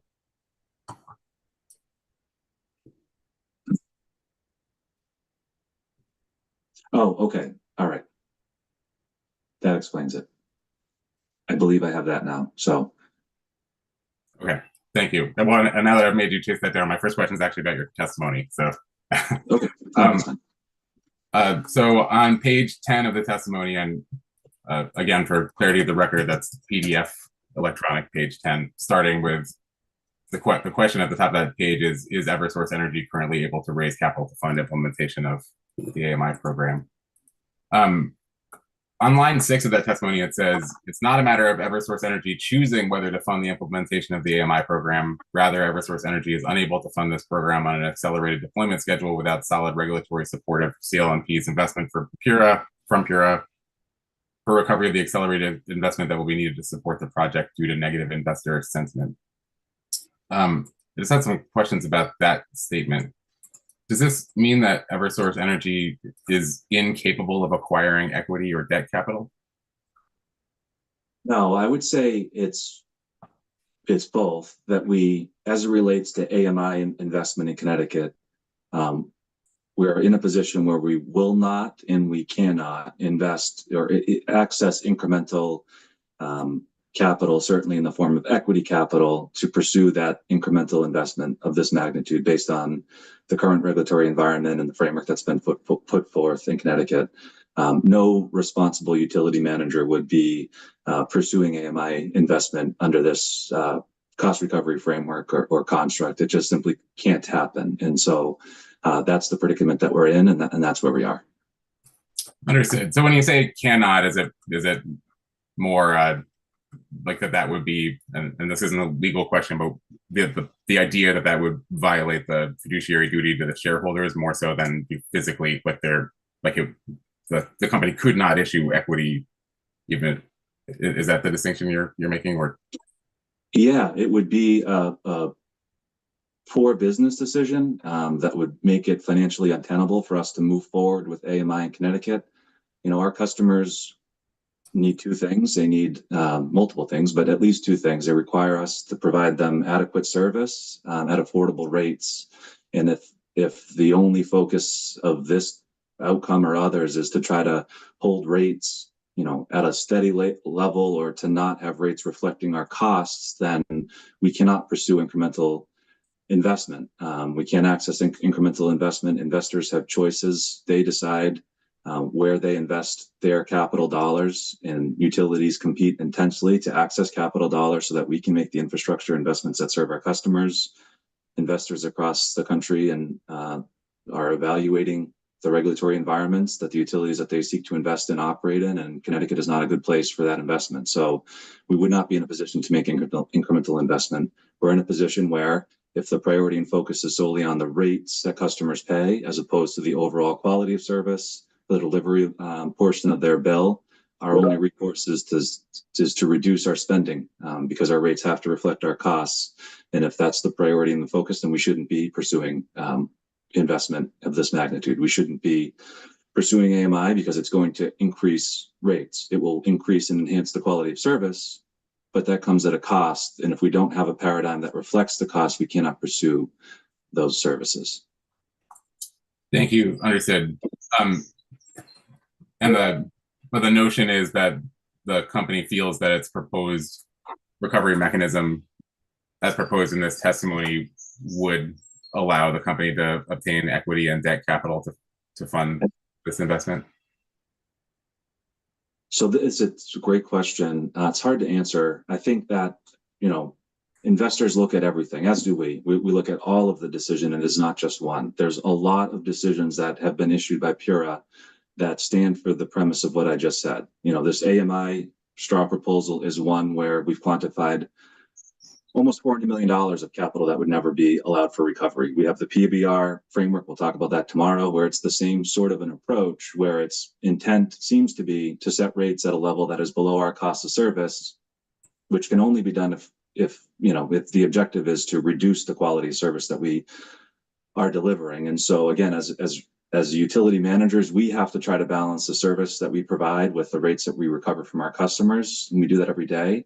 But if the decision makers in Connecticut are prioritizing the rates and capping those rates and limiting increases on those rates, which certainly is a noble cause, the reality is that we operate in an environment, you know, that operates outside these walls, that we have to access capital, and investors have choices, and they do not need to give us their capital. And the cost of capital increases as a result for all customers, both in the form of debt service payments and in the cost of capital for us to issue equity. The risk of investing in Connecticut is greater than essentially anywhere else in the United States, and investors are telling us that, and that's put us in this position where we simply cannot and will not issue equity to pursue AMI. I think for us to be able to do that would require there to be, you know, a level of trust to be reestablished that ultimately we will have rates approved that reflects and gives us an opportunity, but not a guarantee, an opportunity to earn our authorized ROE going forward. And again, multiple decisions have not stood for that premise. And so investors, I think, are seeing that. They're not looking at just any one thing. They're seeing a pattern that that's the case. And that's put us in the spot that we're in. Thank you. And I don't mean to harp on it, but I just want to make sure I understand that. Is it the company's position that if its proposal here were accepted exactly as proposed, that it would be able to obtain the capital necessary to move forward with this AMI plan, again, via this exact cost recovery mechanism that's being proposed by the company with no modification. Yeah, I think the cost impacts, meaning just where we are. And we produced some analysis yesterday to demonstrate that the cost for Eversource to issue incremental capital is significantly greater than a peer utility, which at this point is due to the Connecticut overhang of the regulatory environment. And so I think that is not going to go away just based on one decision. The cost, if Pure would authorize our request for recovery, then I think we would, we would certainly do our best to look forward to move forward with AMI, but it would be at a higher cost just based on where we are. We've proposed the best path forward that we see in order to be able to move forward with this investment, where that would provide us with timely recovery, giving us the opportunity to earn an authorized ROE. It would establish and reestablish standards that we feel are fair for us to be measured against. So we'd have that opportunity, but not a guarantee, to earn a return on investments made prudently and in service to our customers. And if Pure were to make that step, then we would be able to move forward. But I think we would need to also see Pure, backing that up by allowing rates to go into effect that reflect those costs. So it would take time for that trust to be reestablished, I think. Thank you.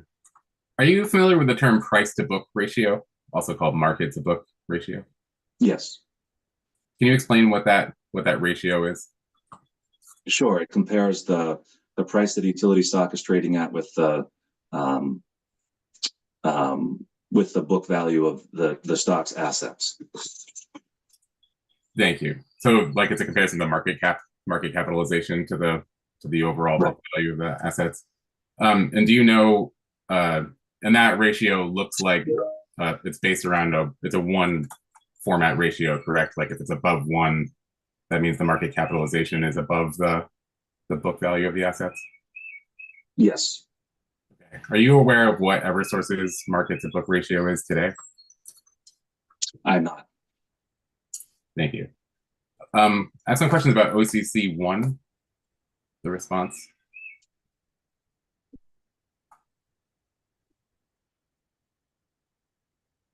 I have that. Thanks. The response references Eversource peer average utility stock value. Do you know what that, like, what the peer group or peer used for that $74.80 stock value represents? Yeah, we certainly can provide that as a late filed as well. It'd be better than rattling it off. Sure. Yeah, could I just ask for that as a late file? And the question is just what was the peer group or the comparator that's deriving that $74.80 market value on OCC 1? And just to be clear, is that going to be marked as late file exhibit 3? Okay, Yes. thank you. Thank you. And this might, I'll ask the question. This exhibit references also the peer average utility P to E price to earnings ratio as of May 31st, 2024 of 15.58. Do you know what Eversource's PE ratio on the same date was? I can get that. I think, hold on a second. 12.34. Thank you. And that was as of May 31st, 2024? Yes. Thank you. Do you know CL&P's authorized equity ratio under its current rate plan? I believe it's 53%. Okay. And do you know the long-term debt and short-term debt ratios? I don't recall. Okay. I guess I could just ask, is it your understanding that those are in the final decision in Eversource's last rate case that was based on a settlement? I'm sure they are. Okay. Thank you. Is it reasonable to assume that given the conversation, I mean, subject to the comments earlier when I was asking you about how the AMI plan, whether the company would be able to access capital to fund AMI pursuant to this plan, is it reasonable to assume that the division between equity and debt capital that would be devoted to this plan would match the authorized capital structure? Are you asking in rates, what's allowed for in rates that we're allowed to recover if we were to get this cost recovery mechanism approved? No, I'm asking when Eversource goes to finance this AMI plan, does it plan to finance it with 53% equity capital and the equivalent debt capital that's set up in its authorized capital structure, or some other finance mix? Yeah, we manage our overall capital needs on, our overall, I should say, we manage our capital structure based on our overall capital needs. We don't generally deploy project-specific financing. So we would ultimately balance the capital requirements for this investment as we do any others. And I would expect it to be within that range. Over time, our equity ratio, as have a number of other utilities, it's creeped up. But generally, it was when that, 50 to 55% range or in that neighborhood. So that would be my expectation. But again, on an overall company basis, there's a lot of other factors that come into play, other investments that are required that we need to capitalize. Okay, thank you. So would a closer estimate maybe match the capital structure that's reported on the company's quarterly ROE filings, where equity is slightly higher than 53% as reported? I mean, I'm speculating. I don't know, because currently we don't have AMI on our capital forecast. We're not in a position to move forward with AMI to know how it would be financed ultimately. Okay, thank you. Do you know what CLMP's revenue conversion factor, or otherwise called a tax gross up, is in its current rate plan? I would have to check that. Okay. Do you maybe we could ask as a read-in whether, or I could ask now, do you suspect that that's also in the final decision issued in 171046? Yes. Okay.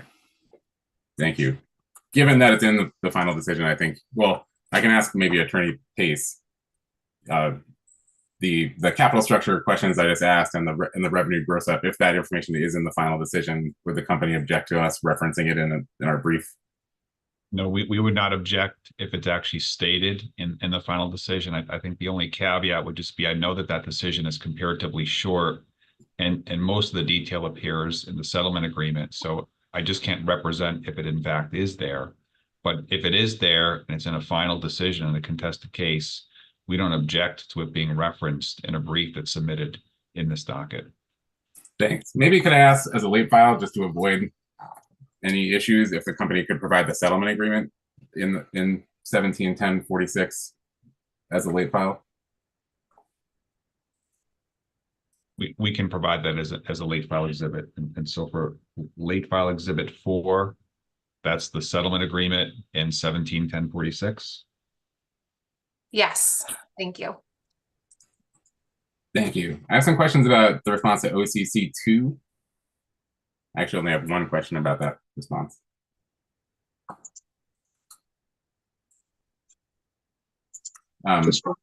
Sure.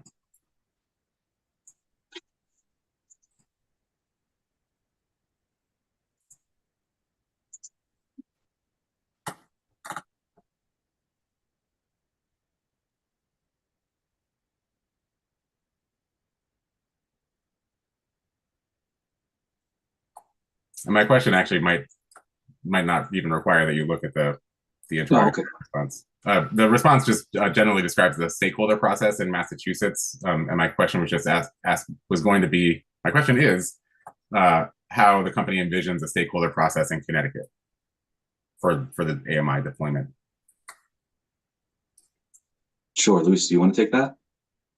Yeah, we would propose a very similar framework to what was set up in for Massachusetts. We found it to be a very collaborative and useful and effective mechanism for all stakeholders. Thanks. Could you just give like a general overview? We don't need an excruciating level of detail, but just a general overview of what that stakeholder process looked like what the process was made up? Yeah, it was it was about a year and a half long, yeah, about a year plus long process established in kind of March of 2023. We just completed actually our last meeting about a month ago. It was set up basically as monthly meetings, each of those meetings covering a certain set of topics requested by either the EDCs or the various stakeholders. So you had, government entities, you had the regulators, you had the energy suppliers, technology vendors, et cetera. And so at the outset, there was a certain set of deliverables or focus areas that were trying to be established. I think the 4 key focus areas were billing of time varying rates offered by competitive suppliers. Second was AMI deployment strategies that may expedite the ability for competitive suppliers to offer those TVR rates.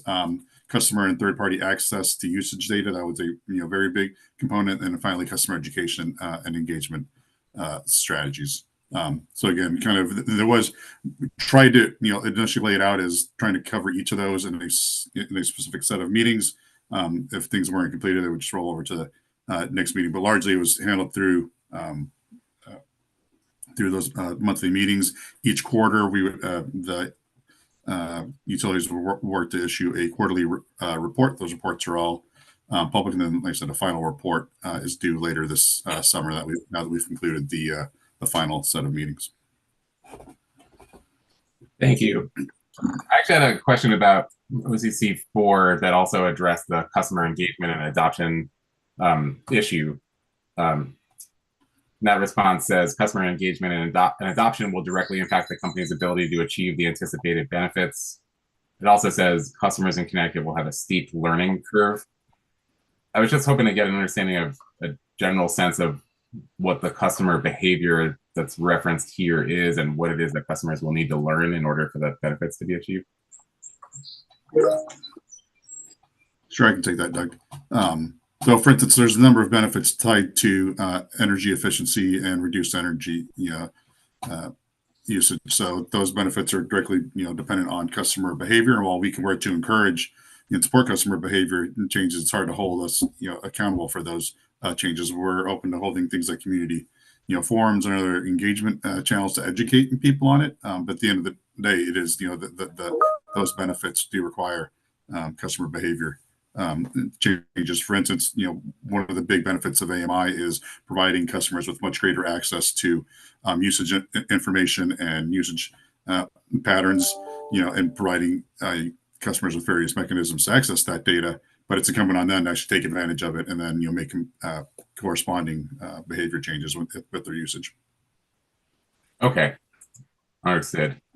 Just one quick question again about the stakeholder process. Was that overseen by the DPU, or did the utility manage that stakeholder engagement process?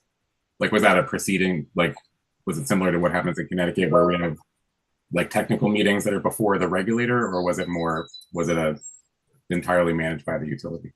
No, it was not entirely managed by the utility. We actually ended up using a kind of a third party facilitator for it. So really more coordinated by the DPU and the Attorney General as well. Okay. But yeah, I would consider very akin to like a technical meeting. Like I said, they were relatively informal, but detailed minutes were taken. Like I said, it was a pretty collaborative and open process. Okay. OCC 5. I'm hearing an echo. I think it's gone now. OCC 5 notes that the net present value estimate has an update to the net present value estimate hasn't been estimated or updated. I'll ask first, have the proposed benefits changed since the 2021 benefit cost analysis was performed? No, largely it would. My expectation would be it would be the same set of cost categories that we showed back in 2021, just with refreshed value. Just like the costs have increased, we would expect probably commensurate increases in those benefit values. I don't know that there, like offhand, I can't think that there's any cost category or benefit categories that wouldn't have been captured then. Relative, benefits may have changed from one category to the other, but no, I think that's a pretty comprehensive list of categories that were captured in 2021. Thanks. As I understand it, at its most basic, if the costs have increased, even if benefits are commensurate with costs generally, if the costs have increased but the benefits, like the categories of benefits, haven't changed, isn't it reasonable to assume that the net present value goes down if the costs greatly increase as they have? The net present value of the benefits or overall? Overall. I could follow up, but no, I would expect it to be relatively stable to, or potentially decrease, but it should not, we're not expect significant decreases. Again, we have not gone through that detailed analysis of the benefits changes, so I'm speculating here. So we would need to go through that analysis. The cost side is a lot easier for us to capture at this point, since we have the actual Massachusetts program that we have hard numbers from, but the benefits have not been reevaluated. So, without doing that formal analysis, I wouldn't want to, put anything on record. Okay. Thank you.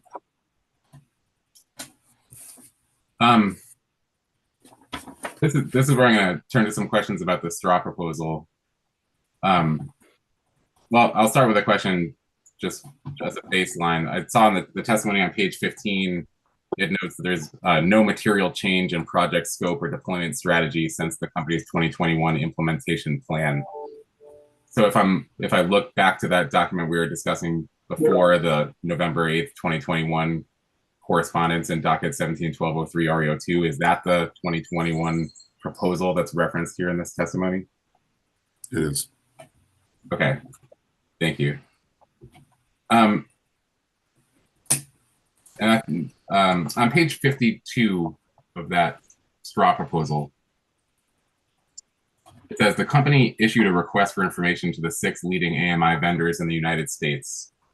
Then it talks about how it received vendor responses that included estimated costs for meters, installation labor, communications costs, software licensing fees, and maintenance. And then it says the company averaged the cost for meter installations in outdoor and indoor premises. And then there's a table here on the same page, 52, that breaks down those estimates as between capital, O&M, and total. Does that represent the average from the estimates that included all of those categories in the estimates? Correct. Okay, so that the costs that are represented on that table include meters, the installation labor, communications, software, and maintenance? Looking at it.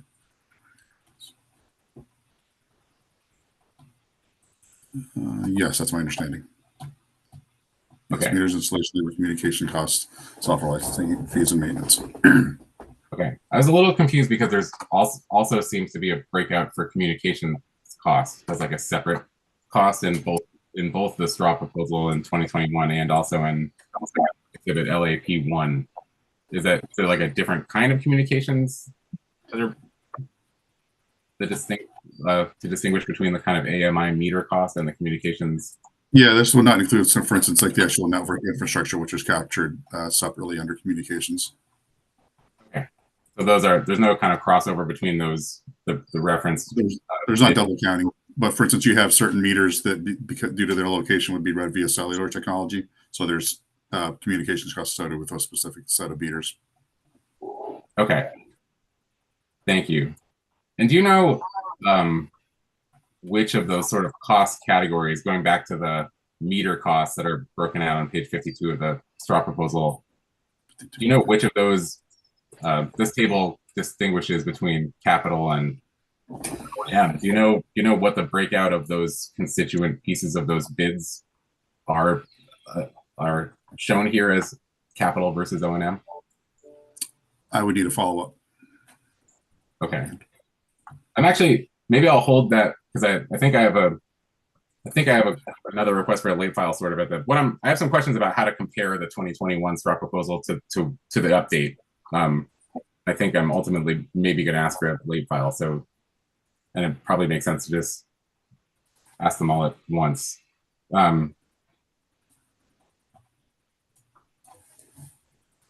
Maybe I can just get there.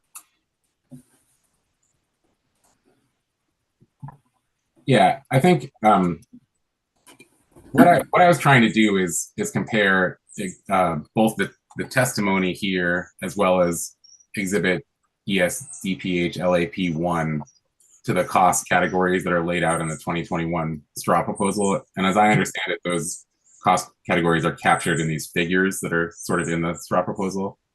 And I wasn't able to, some of them I could kind of match the description. So like AMI meters, there's that description is used in both instances, but it's not used in all of them. So I'm wondering if as a late file exhibit ESDPH LAP1 could be updated to just reflect the equivalent table from the 2021 straw proposal. All right, I think, go ahead, Attorney Pace. Chairman, I just wanted to confirm that would be marked as late file exhibit 5, and I wanted to ask Mr. Pisano, is it clear in terms of what Mr. Wheel is looking for? Do you have any clarifying questions? This is, which table in the straw proposal would you like to recreate? Sure. Maybe I'll start with just an example. Yeah. If you go to page 65 of the straw proposal, there's figure 41 there. Oh, hold on, let me make sure I'm looking at the right thing.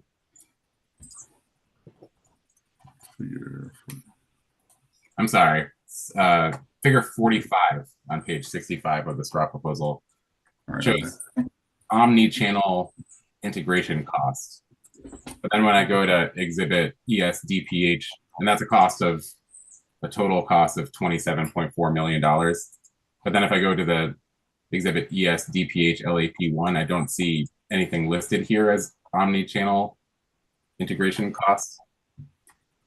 And I assume that cost is captured somewhere else in one of these other categories. So what I'm asking is if there's a way to kind of indicate how I compare figure 45 from the straw proposal to the information provided in ESDPH LAP1.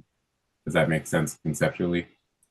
It makes sense conceptually. I'll say what is in the 2021 straw proposal is a formal plan and analysis, and so that's something that would be we could easily turn around. But I understand. That's what you're trying to compare. Yeah, and to be clear, so if you start at page 50 of the straw proposal, that's where the kind of cost section of the straw proposal begins, and there are figures. It's broken down by like cost category, and in each category there are figures showing the cost. So the first one that appears on the straw proposal is on page 52. It says annual AMI meter costs. Mm-hmm. So if I compare that to exhibit ESDPH LAP1, I assume that that's the equivalent cost that's shown on line 8 there that says AMI meters. So that's what I'm looking for is if the company could go through the straw proposal for each of those figures that just shows the cost to connect to tell us where those equivalent costs are reflected in the exhibit. I think we could connect the category is different. Is that what you're saying in 2021 is the 20-year total cost of ownership? So it is not is solely the implementation cost, which is what we've captured in the most recent filing. Okay. So it's not a straight apples to apples comparison. Sure. Yeah, I understand that. I just it would just be helpful to be able to see, acknowledging that there are different time spans, to be able to compare what exactly is being proposed to be paid for between the two exhibits, if that makes sense.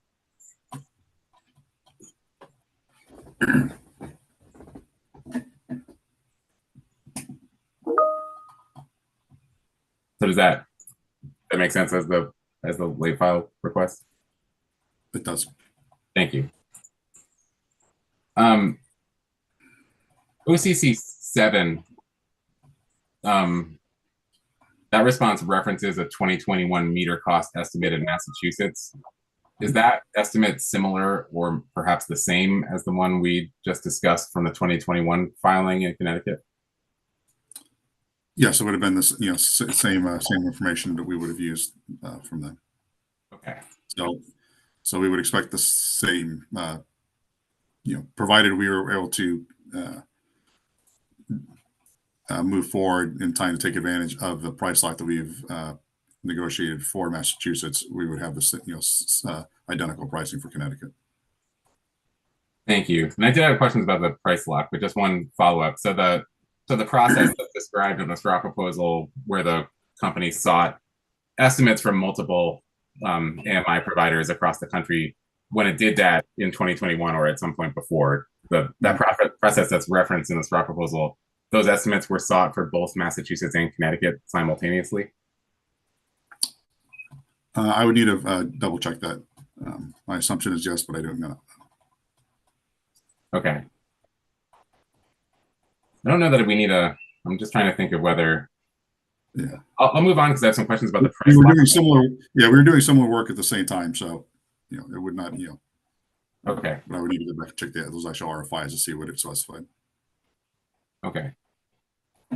Thank you. So exhibit OECC 8 addresses the price lock. And this is actually a first for me that I have cross-examination questions that are actually asked within the exhibit itself about the exhibit. So at least the version I'm seeing has some questions. It's pointing to, there's a reference to WPSFD41. Do you know what that means? It's a particular price index that was agreed upon with the vendor in question here.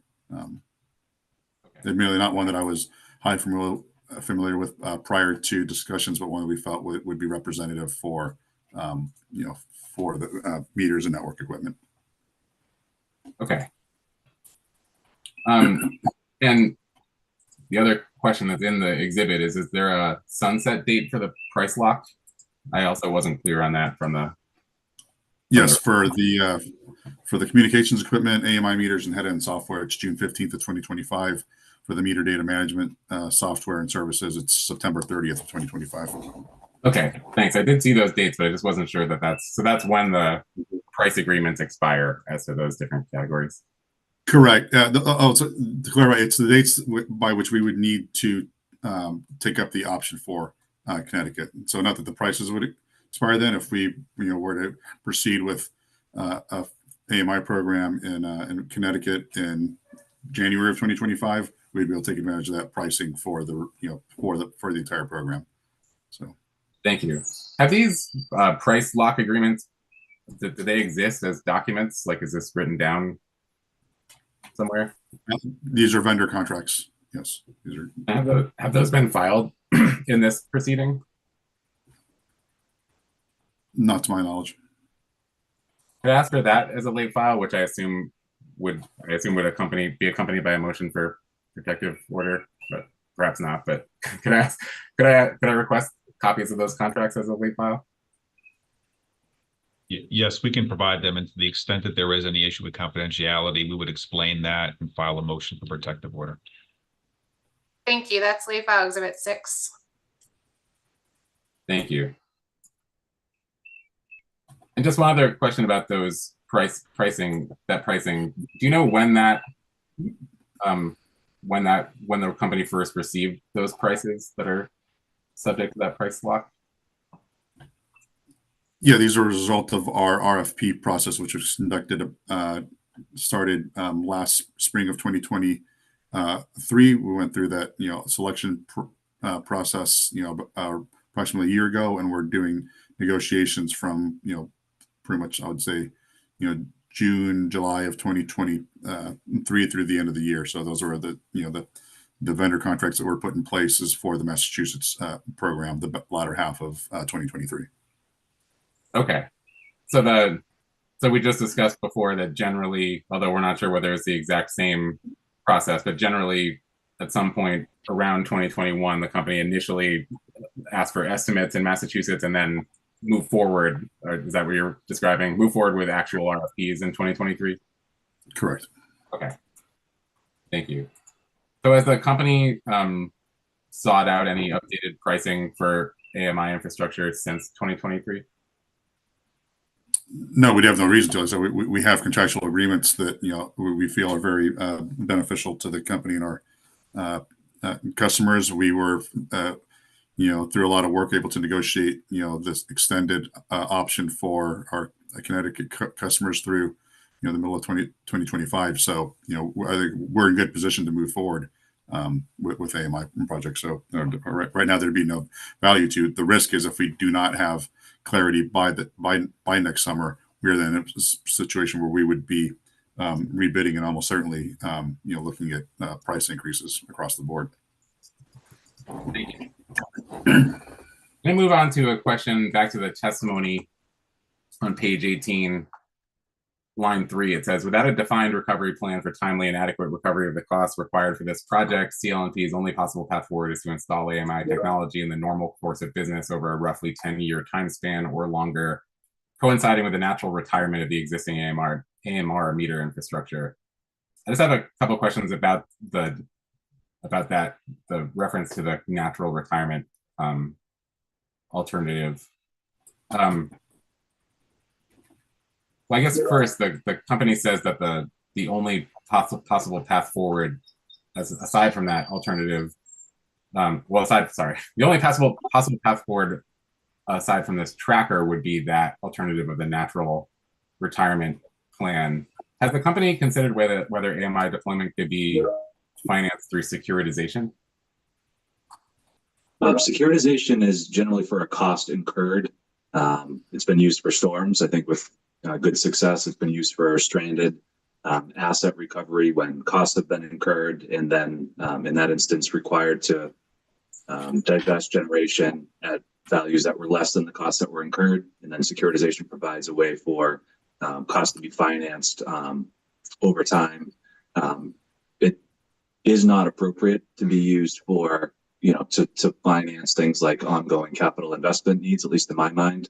I mean, perhaps there's a role in some capacity that I'm not seeing right now, but, the way that we install infrastructure in our system that serves our customers, we have an ownership obligation for that. We take risks of that provision of service, and then are compensated through return that's set in rates, and securitization would eliminate that. So I don't see how that would work in totality, but again, perhaps there's a role, and I'm certainly wide open to any suggestions. We mentioned in our filing that we're also pursuing DOE grant funding or any other sources of capital that would offset the cost for our customers. So I'd be open to discussing it. I'm not sure how that would work.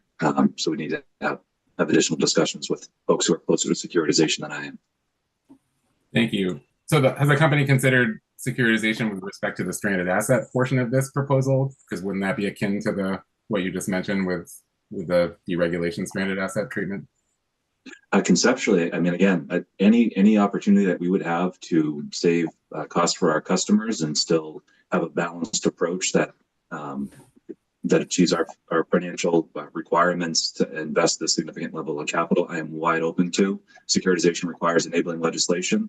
I personally have tried to have productive discussions on the value of securitization and a role that it can play as it relates to storm costs, and have been repeatedly turned away. So we would need to have support at the legislature for that to happen.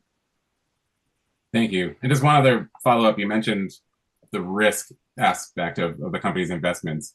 Wouldn't securitization eliminate the risk associated with cost recovery that the company has expressed concerns about in this testimony? Well, my point is simply, and again, I'm not sure how you would envision securitization working, whether it be to finance the entirety of the investment, some portion of the investment, just the stranded or unrecovered balance that's left of prior existing meters. I need to understand that better. We make capital investments in our system. We have to access debt and equity in order to do that. I could see securitization playing a role if there was a legislation that were to enable it. But we also have an expectation that if we're running a system, we have an ability to earn a return commensurate with the risks that we take operating that business. And I'm not sure how securitization would allow us to do that. We could end up with a situation where there's no ability to earn on the investment that's in place, and that would be required for us to attract additional and ongoing capital if securitization were to finance the whole thing. So it's hard in the abstract, I guess, is my point. But like I said, we are wide open to any and all suggestions to be able to move forward cost effectively and to save our customers money. Thank you. And this response also generally references the normal course of replacement as existing infrastructure retires. And that just brought up for me the question of the current practice as current meters retire. Like I'm actually an Eversource customer. So if my meter reaches the end of its useful life now and Eversource has to come to my house to replace it, what does that get replaced with? Sam would be an AMR meter. We do have bridge meters, so because of supply chain constraints, sometimes you may end up with a bridge meter, even though we don't necessarily require one at your location, just to just due to inventory availability. But by default, you would get an AMR meter if that's all your location required. Thank you. And I saw in response to RSR 5. It says the company does not have smart meters, and it says there is no AMI infrastructure in place in the Eversource Connecticut service territory. So can the company not install a smart meter right now? That what I'm understanding from that response? No, I mean not without the necessary infrastructure and all the software integration upgrades that would be required.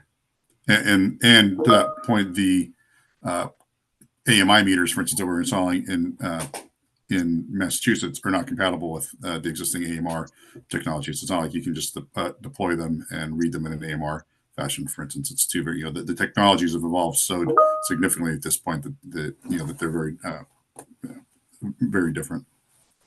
Thank you. So how would the transition then happen in the normal course of business? Like if we weren't expediting this and the company just waited for all existing infrastructure, not just the meters, but the connectivity infrastructure to fully retire and then transition to AMI, how would that work without kind of disrupting the entire state?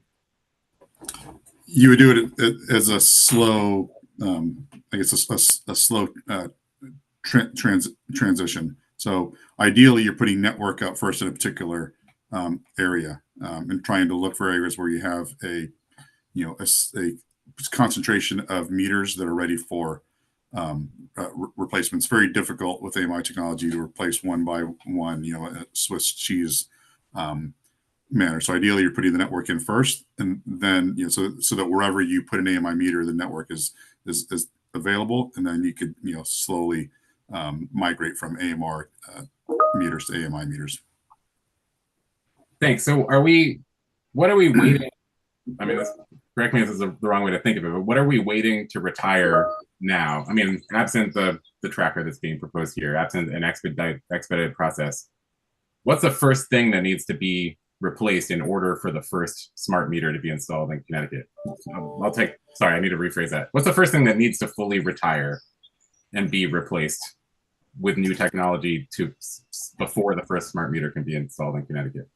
The number one thing is the customer information system. That upgrade ideally would be the first phase of a project if we're doing AMI, whether on an accelerated or extended basis. If we don't replace that existing customer information system, you're going to be making substantial upgrades substantial investment to upgrade the existing system to accommodate just basic AMI functionality and data requirements. And we'd likely spend almost as much time and money upgrading as we would if we just transitioned to a modern solution. And then we would still have to plan for a future upgrade. So it'd be a rather short-sighted approach. So transitioning to a modern customer information system would have a couple of advantages. One, it avoids that throwaway work, reducing the overall costs. Two, it provides kind of long-term standardization across Eversource's jurisdictions.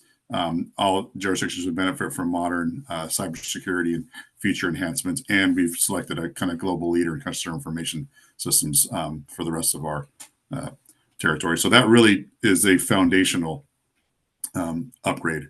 Because otherwise, if you theoretically could put an AMI meter out there now, you would have zero AMI functionality, which still you'd be limited to what the current AMR functionality. So upgrading the CIS enables all the future AMI benefits. You then start rolling out the network on a kind of strategic area by area basis, and then upgrade, deploy, replace meters in those areas where the network has already been deployed.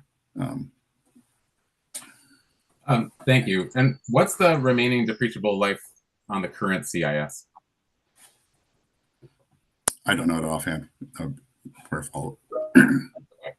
maybe that could be a late file of when referencing the portion of the testimony on page 18 describing the natural retirement of existing AMR meter infrastructure. Could you just say the date at which that CIS replacement will take place absent an expedited AMI plan? So right now we have no date for that. Right now, in order to maintain, our current level of service, we will continue to, invest in, in maintaining it so that it provides the current service. But we have not evaluated the remaining useful life of that solution. And every year we still have to, make investments in it to keep it up and running. The system isn't going to die, but to maintain its usefulness, we have to continue investing in it. Okay. Maybe then I could ask for as a late file the date when that system was installed and what the depreciable life that's being applied to depreciation expenses. I think we answered that. I was just trying to find it. Yeah, because I think that's reasonable.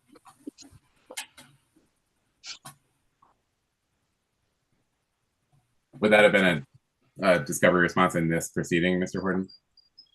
Yes. Yeah, I'm looking at RSR 14. Yep. But that's focusing on the MV90, so perhaps it's a different response on the CIS and C2 system. So it was one of the RSRs, I believe. Could I just maybe just to save time, could I request it as a late file, and if the company discovers that this has already been responded as a discovery response, that could be the late file response? Absolutely, that works. Sure, I'll mark it as late file exhibit 7. Thank you. On page 22 of the testimony, it says, under the existing standard, the company is eligible for cost recovery as soon as the investment is placed into service and is used and useful. Does the reference to the existing standard here, just talking about standard rate-based treatment for plant through base distribution rates? That's right. For any investment and for any utility, at least the Eversource utilities that the rate making processes that I'm aware of, that's how it's always worked. Okay, thanks. And when you say the company is eligible for cost recovery as soon as the investment is placed into service and used and useful, do you mean that when the plant enters service, the company can seek cost recovery, or that it contemporaneously recovers the costs, or does it depend on whether the plant is above and beyond the amount in rates to the amount of current revenue to support the investment? Yeah, we are eligible to seek recovery. We've talked about, in this hearing and others, we don't necessarily get recovery. We're not guaranteed that we can earn our authorized ROE. All we're asking for is an opportunity to earn our authorized ROE. And so to the extent we incur costs, whether capital or expense, that are greater than our authorized ROE, which we are and have been, we earn less than our authorized ROE. But we would be eligible through rate making to get recovery and expect to get recovery provided we're able to demonstrate those investments are in service, used and useful, and prudently incurred. There wouldn't be other strings attached or other approaches to slash cost recovery, provided we meet those standards. If we demonstrate the costs have been incurred, used and useful, we are eligible to recover those costs and have rates set at a level that provides us an opportunity, but not a guarantee, to earn our authorized ROE in a given year. Thank you. You might have been referencing this a second ago, but same portion of the testimony on leading into page 23 on line 2, it says, under the revised standard, it appears that the company would not be eligible until a date in the future. What's the revised standard that that's referencing? It's the entirety of the guidelines for annual cost recovery mechanism outlined in PURA's notice for written comments on March 6, 2024, at which limits are applied to the amount that would be recoverable, that even when in service, used and useful, prudently incurred, and I've mentioned this a bunch of times today too. If we perfectly executed our AMI implementations plan and spent every single capital dollar to Pura's liking with the benefit of hindsight, we would still stand to lose hundreds of millions of dollars. That's attempting to apply a new and different standard. That is a not workable framework. Okay, thank you. So that's just, is that generally a reference to the idea of the, as you discussed with Mr. Capozzi, the idea of deferring the opportunity to recover some portion of the cost until some future date when when a standard is met, a performance standard, for instance? Is that the right? But it's, yeah, but just to be clear, because deferring has a particular meaning to me, and I just want to make sure we're being clear, because it can be an important distinction. We wouldn't be able to move forward even if we were truly deferring the cost, meaning if Pura were saying we'd like to, like in Hawaii, align an element of cost recovery with the achievement of some milestone so that recovery begins. But from an expense perspective, we're not incurring that expense, we're deferring it for future recovery.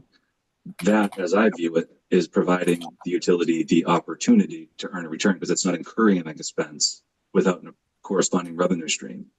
Whereas here, that's not what's happening. We're not deferring an expense, we're incurring expenses, hundreds of millions of dollars without a corresponding revenue stream, which is degrading our earned net income, which is the basis of your earned ROE. And it's just serving to confirm we would not have the opportunity, even if executed perfectly to Pura's satisfaction, to earn our authorized ROE or anywhere near close to it. Thank you. And I think that I'll ask my next question, but I think I understand now based on that response, but I'll just confirm. In response to CIEC 3, in part 2, the company says, currently the ESI provides revenue support for the revenue requirements on plant additions up to $300 million a year. The remaining cost of plant additions placed into service over and above $300 million is not otherwise recovered through rates until the company's next general distribution rate proceeding. So my question was going to be how that model is different than a model than the model proposed by Pura that divides recovery between a tracking mechanism and later recovery via base rates. Is that same distinction that you just made between a deferral generally and what Pura has envisioned from your perspective? Yeah, so if our authorized ROE is 9.3%, we're currently reporting earned returns for CLMP in the range of 7.2% or something in that range. 7.3, I believe, is our most recently reported authorized or earned ROE. And that's inclusive of ESI. That's not obviously inclusive of any of the hundreds of millions of dollars of capital that we're talking about here. So in order for us to have an opportunity to be able to even maintain the ROE that we have, would require that we're having a revenue stream commensurate with our costs for this incremental investment not currently being incurred. That's what happens in the ESI. What happens is what you're saying. We're incurring significant dollars of capital. Last year it was $630 million. 515 million of it would be eligible for recovery in the ESI, but for the fact that the settling parties agreed to apply a cap at $300 million of capital. So we're spending $630 million. We're only eligible to have a corresponding revenue stream associated with the first $300 million of investment. So we incur costs as regulatory lag amounts above that $300 million that fall to the bottom line, that erode the net income that's available for shareholders' equity return on their investment in the course through the application of dividend payouts or increasing equity balances in the company. Our net income is eroded. Whereas if you, in the case of Hawaii, or if it was the case where amounts above the 300 million cap were quote unquote deferred for future recovery, they would be put on the balance sheet. The income statement would be held neutral to that because of your deferring the expenses for future recovery. Then our earned returns would be higher. We would still have concerns with that, significant concerns here, because all that does is kick the can down the road. It would create, and we talked about this in testimony, but it would exacerbate and create future bill impacts. It would exacerbate and create cash flow considerations, and for other reasons that we don't feel are appropriate to pursue that path. But in that instance, if that were the approach, which would be more similar to what Hawaii did than anything as proposed in the straw proposal, that would at least hold the income statement neutral to the impacts of such a sizable investment. That's not how the ESI works. That's not how I understand Pura straw proposal working. And like I said, even if it were, we don't support that approach. Thank you. My next question was actually about Hawaii, and I heard all of your testimony in response to Mr. Capozzi's questions. Understood it all. Do you know the so the testimony references that the program in Hawaii was 86.1 million, whereas the proposals here is almost 10 times larger at 855.1 million. Do you know the relative magnitude of those two program sizes as compared to the two companies' rate bases or capital investments generally? No, great question. Not without analysis. I would need to take that back because I looked into that at one point in time as well. My understanding is it's not quite apples to apples either. The 80-something million was for the first phase, is my understanding, subject to check. I would need to, as opposed to obviously here we're talking about an accelerated deployment. The $700+ million is the full deployment over a 5-year time frame. I believe that Hawaii had certain checkpoints where additional, phases were entered into, and the costs were different. So we were talking about one phase in Hawaii, is my understanding. Okay. So by not apples to apples, do you mean that the testimony here is comparing the total all-in cost of 855 million, well, all in across the 5 years? Is that 5-year program, the 5-year proposal here, not comparable to what the 86.1 million in Hawaii represents in the phase? Right, subject to check. Yeah, I think that Hawaii, again, I think they had phases. So there was an initial phase that was that approximate $80+ million. There were subsequent phases, is my understanding. But I don't know the total all-in cost of the, comparable AMI deployment for Hawaii as compared to ours to know, well, in total, was it 400 and something million as compared to our 800 and something million? I don't know the answer to that. But still, I think the comparisons, as we've said, to say that Hawaii is similar when we're talking about 15% of 86 million deferred, by a matter of months, ultimately fully recovered, not similar to the, limitations imposed in the Straw proposal here that make it impossible to move forward. Understood. And you mentioned that you had already looked into it. So I don't know the answer to this question. Is it possible for the company to, in the space of the late file timeline, to figure out a more apples to apples comparison of the full deployment cost in Hawaii versus the proposed full deployment cost here in Connecticut? Yes, I can certainly endeavor and provide whatever research I can with reference to public materials. We've done, a lot of homework to get a better understanding of the picture. So I'm happy to produce that as much as I can with any, explanations and caveats that I would need to. Absolutely. So could I ask for that as a late file, please? Sure. So this late file exhibit 8, and just for my notes, is the comparison that we're looking for the deployment costs, or just? It's with the understanding that the $86.1 million referenced in the testimony is not, the purpose of that reference was different. I think Mr. Horton would agree. What I'm looking for is the equivalent in Hawaii of the 855.1 million that's being proposed here, which, as I understand it, is to fully deploy AMI. That's the cost to get us to full AMI deployment. So that's the equivalent that I'd be looking for in Hawaii, and we'd accept all the caveats and complications of. We understand there's not going to be an exact direct comparison, but we're just trying to understand the scope. And could that, Mr. Horton, also include a comparison of the pre-deployment rate basis between the two companies? In other words, because we'd like to understand the relative proportion of rate base that, like, we know Eversource's current rate base, so we know what 855.1 million means as a proportion of rate base. But if we could know the Hawaii utilities rate base before they deployed, to understand sort of the magnitude of the comparative magnitude of the investment in Hawaii. Yeah, that I don't know that we're going to be able to find. I certainly can report in the late filed to the extent we're able to, but I know we're very different companies, and with very different structures.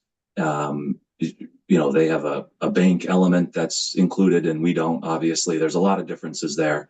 But I can certainly do our best, and if we're able to find it, I would include that. Sure. Thank you.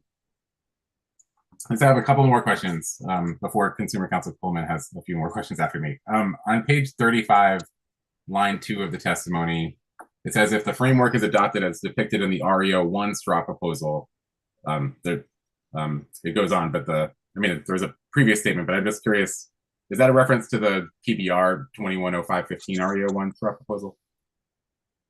I believe it is. Let's just make sure. Sure, that was page 35 on line 2.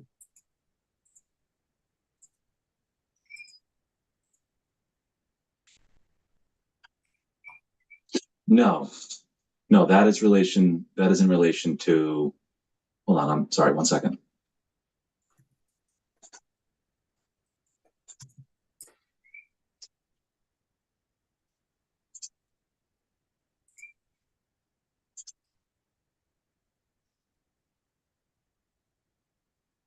No, that's in relation to the straw proposal here.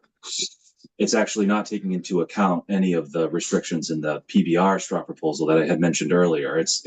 We've calculated based on the limitations in the AMI straw proposal that only certain chunks of capital would ever be recoverable through the cost recovery mechanism, and all other capital would only be recoverable in a base rate case. We have taken I'd say fairly aggressive assumptions to say that when rate cases could align with the timing and achievement of those milestones that are imposed on the capital recovery through the annual cost recovery mechanism, we've calculated and quantified the revenue requirement impacts of that just related to the AMI straw proposal. It's over $200 million.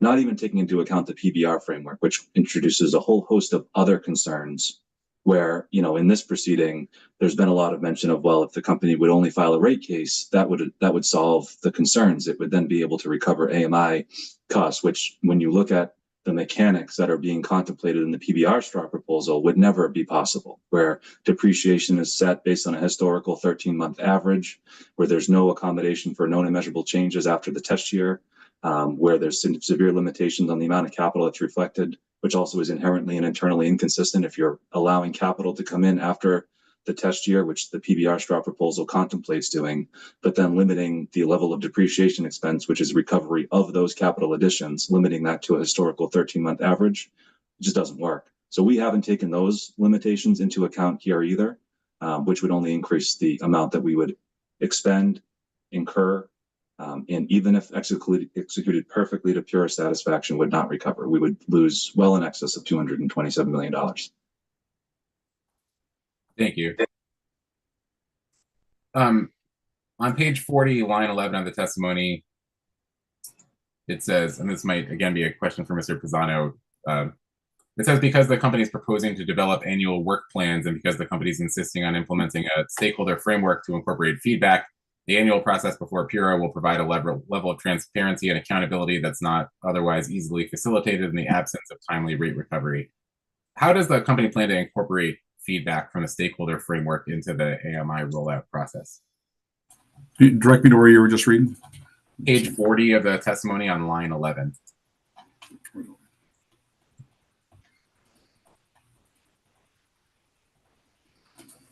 And specifically at line 12, the statement, the company is insisting on implementing a stakeholder framework to incorporate feedback. So there's the reference to incorporating feedback. I was just curious how that feedback is going to be incorporated.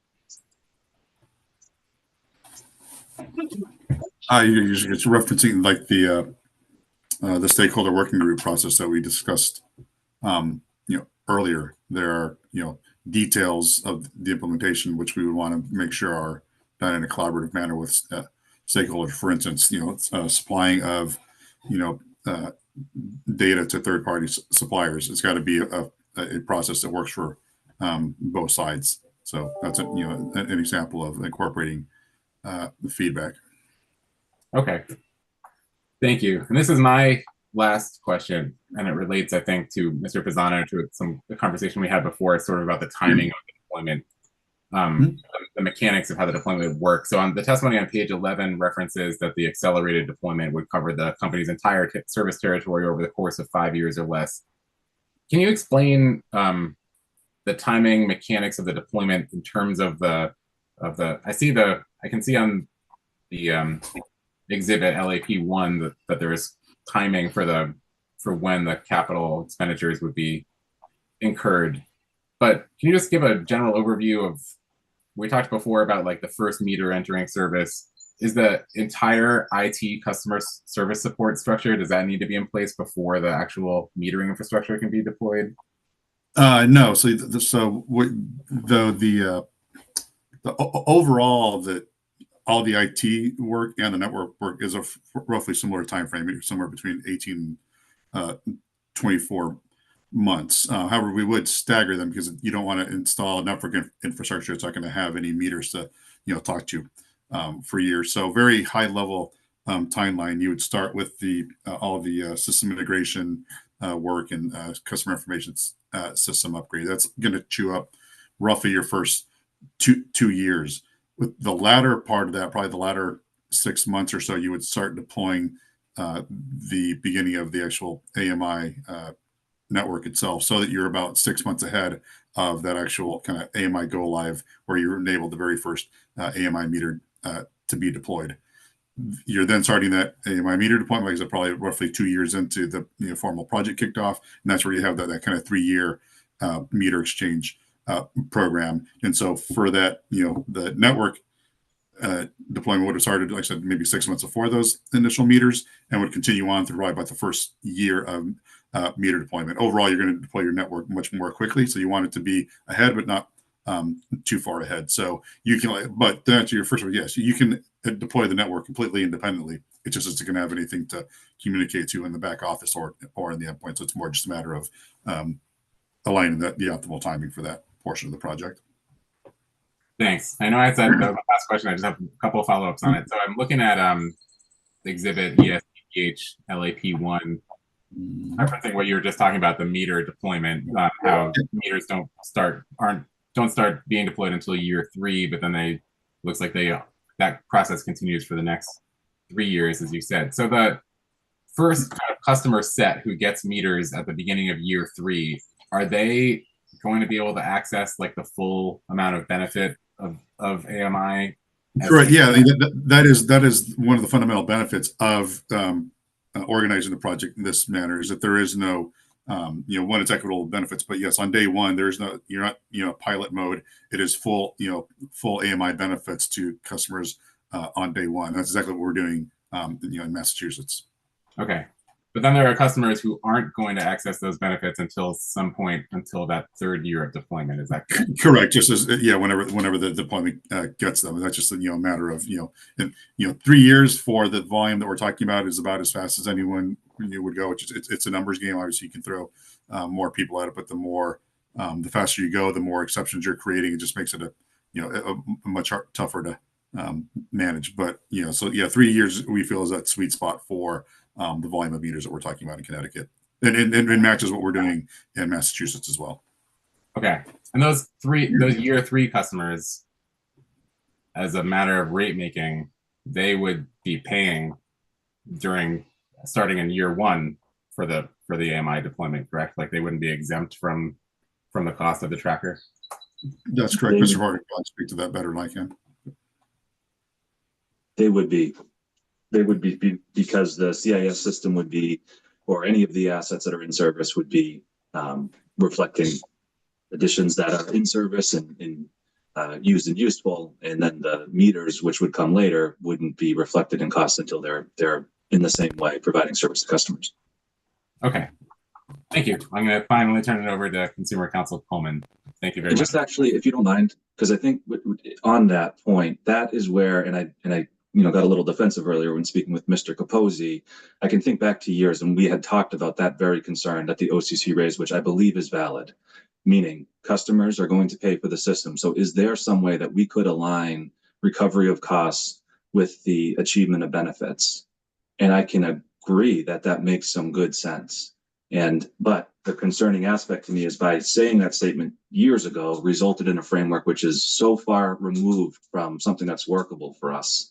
So I just don't want to lose sight of the fact that we do want to reach an outcome that would allow us to move forward with AMI and do so in a way that is equitably delivering benefits to our customers and maintaining affordable rates as best as we're able. But it also needs to be balanced with the financial requirements that we face, that we have to have an opportunity to earn an authorized ROE that allows us to attract investments necessary to serve our customers going forward. It has to take into account both the rate impacts for customers and the financial integrity of the utility, or it just can't work. And so that is my point, is I don't want to lose sight of the fact by saying, yes, of course, customers are going to have to pay, and having that sound callous. We would have been open to a framework, and we tried to work on a framework, but the door was closed. It just was not possible for us to engage in that discussion. And what came out was a decision that is, again, it is not workable. We are not able to move forward with AMI, which is a concern of ours. I just wanted to make that point.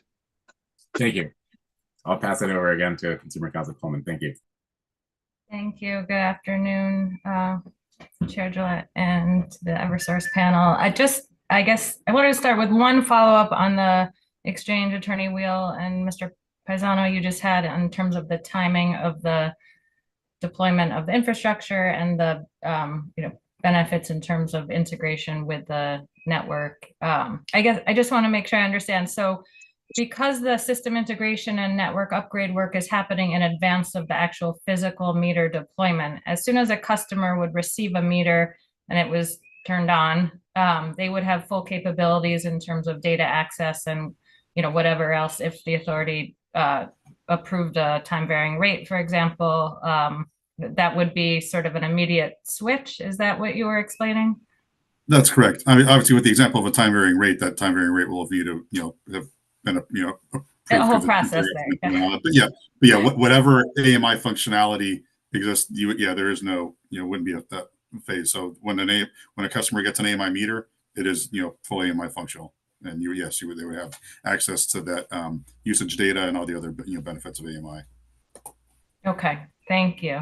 And then I just had a couple follow-ups on the exchange between Attorney Wheel and Mr. Horton on the securitization option. So I just wanted to talk through, the mechanics of that a bit. My understanding is securitization, it's a form of financing where bonds are issued, right, for a specific utility cost, and then those are repaid by a charge on a customer bill. Is that your understanding as well, Mr. Horton? Effectively, I mean, it's the reason it has value in certain applications is because of the structure and the low risk nature of it, because it's set up in a way where there's essentially assurance that the rate can be designed. It's targeted, first of all. So unlike our other rates, which I've been saying repeatedly, we have an opportunity, not a guarantee, to earn a return. Legislation enables securitization. Without enabling legislation, securitization can't happen, or the benefits of securitization can't happen. But once it is enabled, then yes, it basically allows for a special purpose entity to be created that serves as the vehicle to accept customer revenues and to pay out debt service obligations on the securitization. And it effectively ensures that is the lowest possible risk to the debt lender, so it gets customers a more favorable rate for recovery than could be achieved in other means. You just answered a couple of my other questions. Just to clarify, so that means that the securitization, or sometimes it's referred to as rate reduction bonds, correct? Yes. So those would not be considered debt of the utility, right? So that's a great question. I think certain credit rating agencies, and I would need to confirm, but there's a value and a benefit of securitization where it's viewed as off balance sheet. I'm not sure if all rating agencies view it the same in that regard.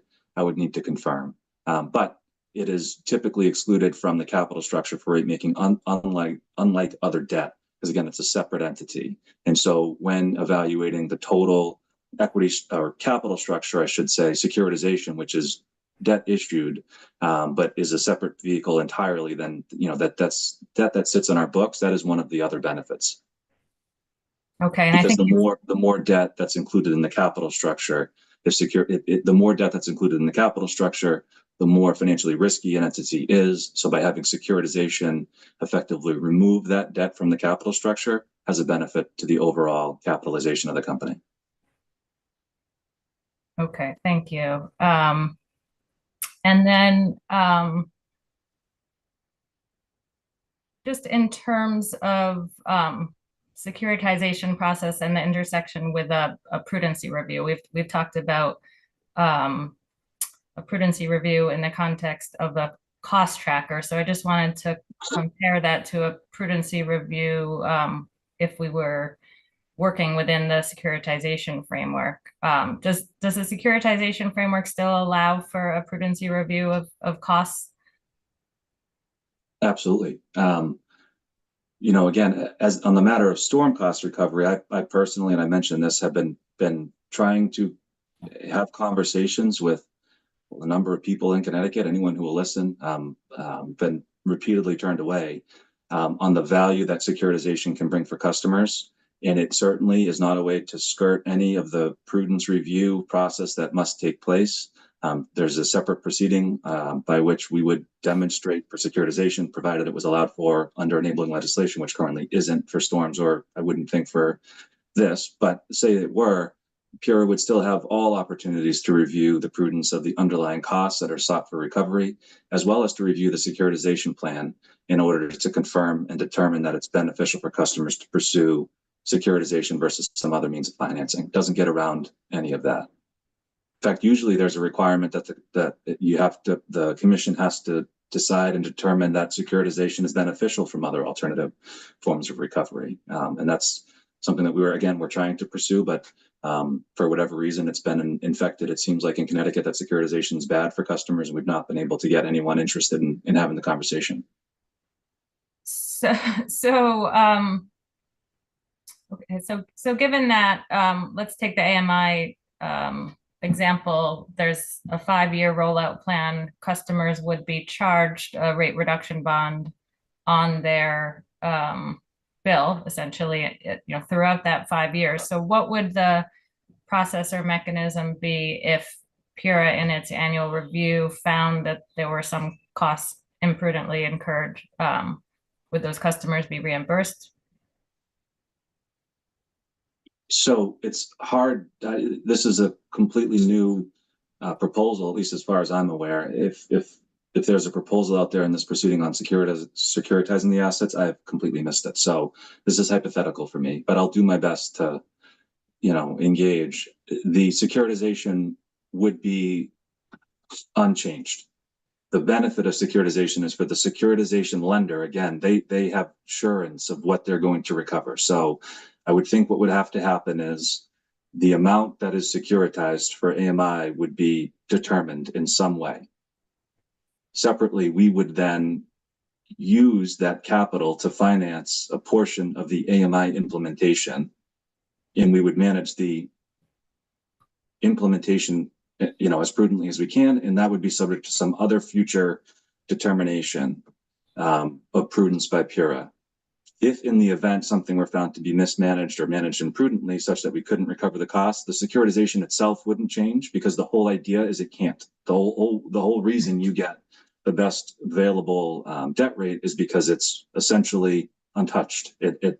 They have, the securitization lenders have greater assurance that they're going to recover their debt service obligations on the amount that they've lent. So there would be have to be some other way to give customers the credit for amounts that are imprudent. And I think we dealt with this again in storms, or tried to, in draft legislation that didn't go anywhere, to show that securitization can be done in a way that only produces a customer benefit. And if PURA ever were to find that in a prudency review that costs are not allowable for recovery ultimately, that a credit could be issued. But technically and mechanically, it wouldn't be a change in the securitization rate. There would have to be some other way to make customers whole. But again, Thank you. Yeah, no, and I wasn't. Thank you. That's helpful. And I wasn't trying to infer or suggest that Eversource had put a securitization proposal forward on AMI. I mean, we have just been thinking through, given the concerns that we keep hearing from the company about difficulty of accessing capital and needing a timely and adequate cost recovery structure, and knowing that it does allow for access to capital at lower costs, it might be something we should consider. Chair, Thank you for those answers. I just wanted latitude to see if we could add to the record. I appreciate the very good questions raised by the Consumer Council. And I think one of the issues we'd like to be able to add to the record would be when I had looked at 16-245E through 16-245K, I had read the securitization laws to only allow for securitization right now of stranded costs.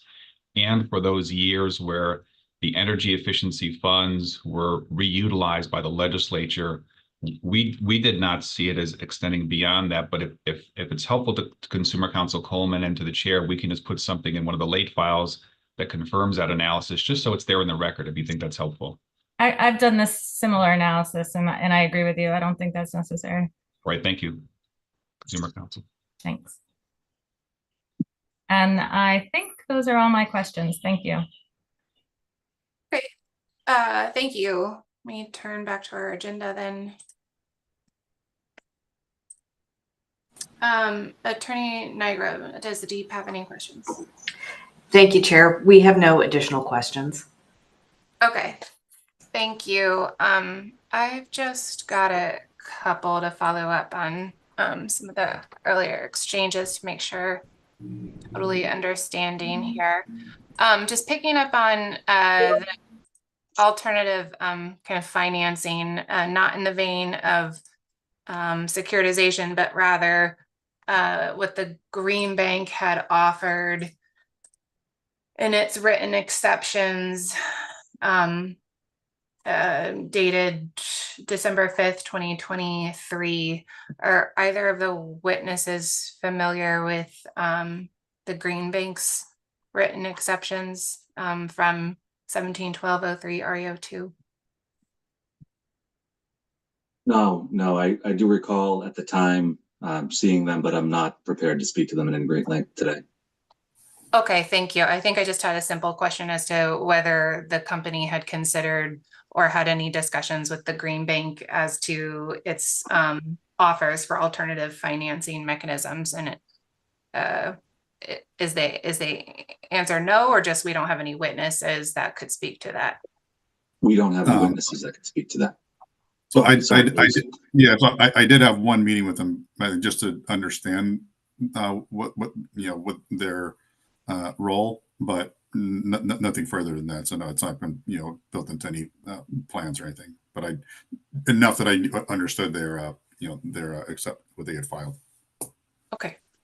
Chairman, could I clarify? Does the chairman want the company? We can provide a late file number 9, that just simply provides us with a chance to respond in further detail to your question about. I would if the company is amenable to that, I would welcome a response to just the company's reaction to the financing mechanisms that the Green Bank had alluded to in its December 5th, 2023 written exceptions. Okay, thank you, Chairman. For late file 9, we can provide that.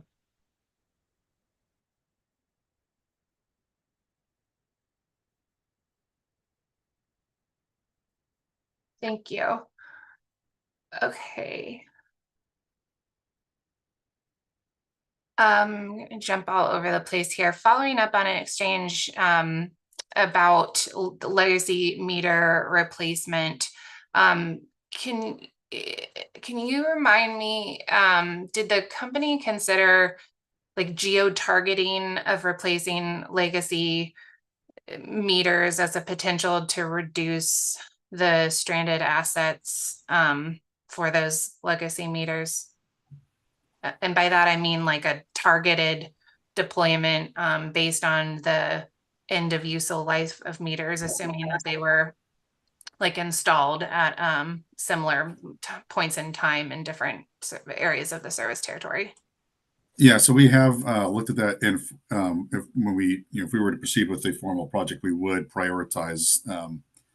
We would look for opportunities where there are concentrations of older meters that should be targeted first. The general issue is that they are very, very the age is extremely spread out. So there isn't some obvious choices, and with typical AMI solutions, you really just can't place them all over the place without relative concentrations.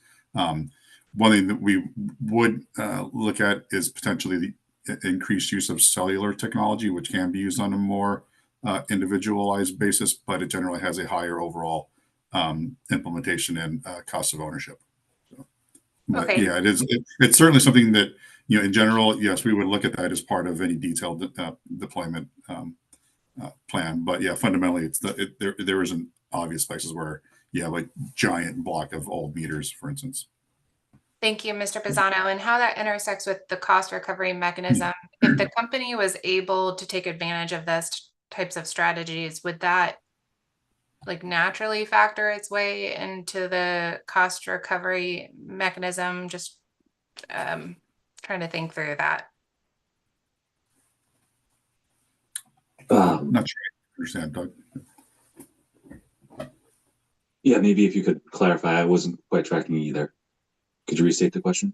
Sure. So let me give some context too. So I was trying to follow the distinction that Mr. Horton, you walked through earlier with the various folks about what the company had proposed in Massachusetts versus what the Massachusetts DPU ultimately adopted in terms of its treatment of legacy meters. And I was trying to figure out if you could layer on additional strategies like geo-targeting or the appropriate terminology that would reduce the cost of the stranded assets of the legacy meters, if that was a strategy that would naturally factor into the cost recovery treatment for the stranded assets, and if it mattered which approach we ultimately adopted, the Massachusetts DPU approach or what you had recommended there. That helped any?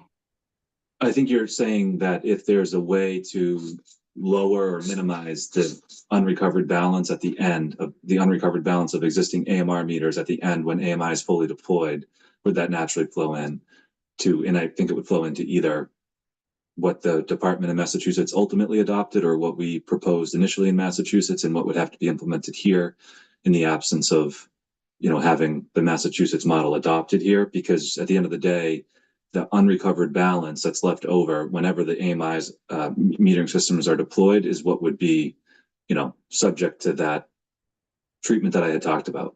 And so if we were able to minimize that, then it would just naturally flow through. And I think it would come down to an evaluation of what is the most effective deployment of the AMI system and how to do that in the most cost efficient way and, beneficial to our customers as compared to the cost of potentially, or the way to mitigate that unrecovered balance of the AMR system, because it all depends on, whether they're going to result in the same or the most optimal outcome. It's kind of I could see it being a balance between the two.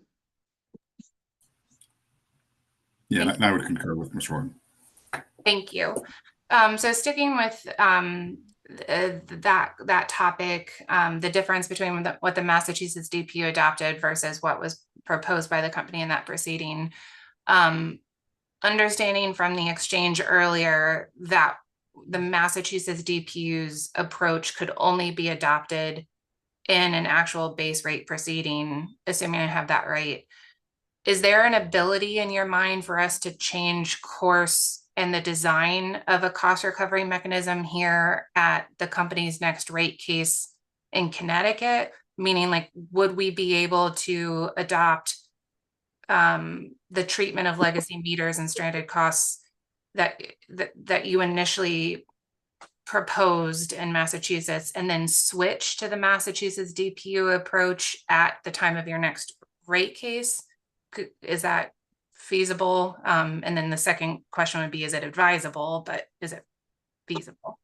Yeah, it's definitely feasible. I mean, at the end of the day, the end result to customers is the same under either approach, at least in my mind, where on the one hand, like with here and where we started in Massachusetts, we were saying, just acknowledging that the goal is to design a rate that recovers the incremental costs of the AMI system and ensures that we're not double recovering costs that are in base rates that will no longer be incurred. So that's just the fundamental goal. That's the goal, whether we're talking about this framework or in a base rate proceeding, that's fundamentally what at least we're trying to achieve, is setting up a way that we have a revenue stream to support the investment that gives us an opportunity, but not a guarantee, to earn our authorized ROE and not to over earn that ROE. So one way to do that, if you're not having the deployment of any infrastructure aligned with the rate case, is to do, like I said, where we undertake an analysis and say, okay, here's what we're recovering for similar costs and base rates, whether it's plant or O&M.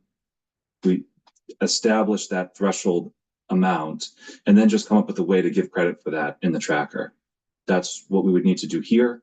That's what we have proposed in Massachusetts. Or the alternative, in the way that Massachusetts went, was just to say, for the reason, I believe it was just for simplicity and to ensure that all metering costs are in one location, one filing, as opposed to having to compare across filings, putting it all into a tracker for the same end. At the end of the day, when you do that, you're giving credit for amounts recovered through depreciation. Now you don't have it in base rates, you have it in the mechanism. So you don't have to argue over what you're recovering where, it's all in one spot. So I think that has some appeal, and it could absolutely be done, because whether it's now or in a rate case, again, our objective is going to always be to set revenues at a level that gives us an ability, but not a guarantee, to earn our authorized ROE.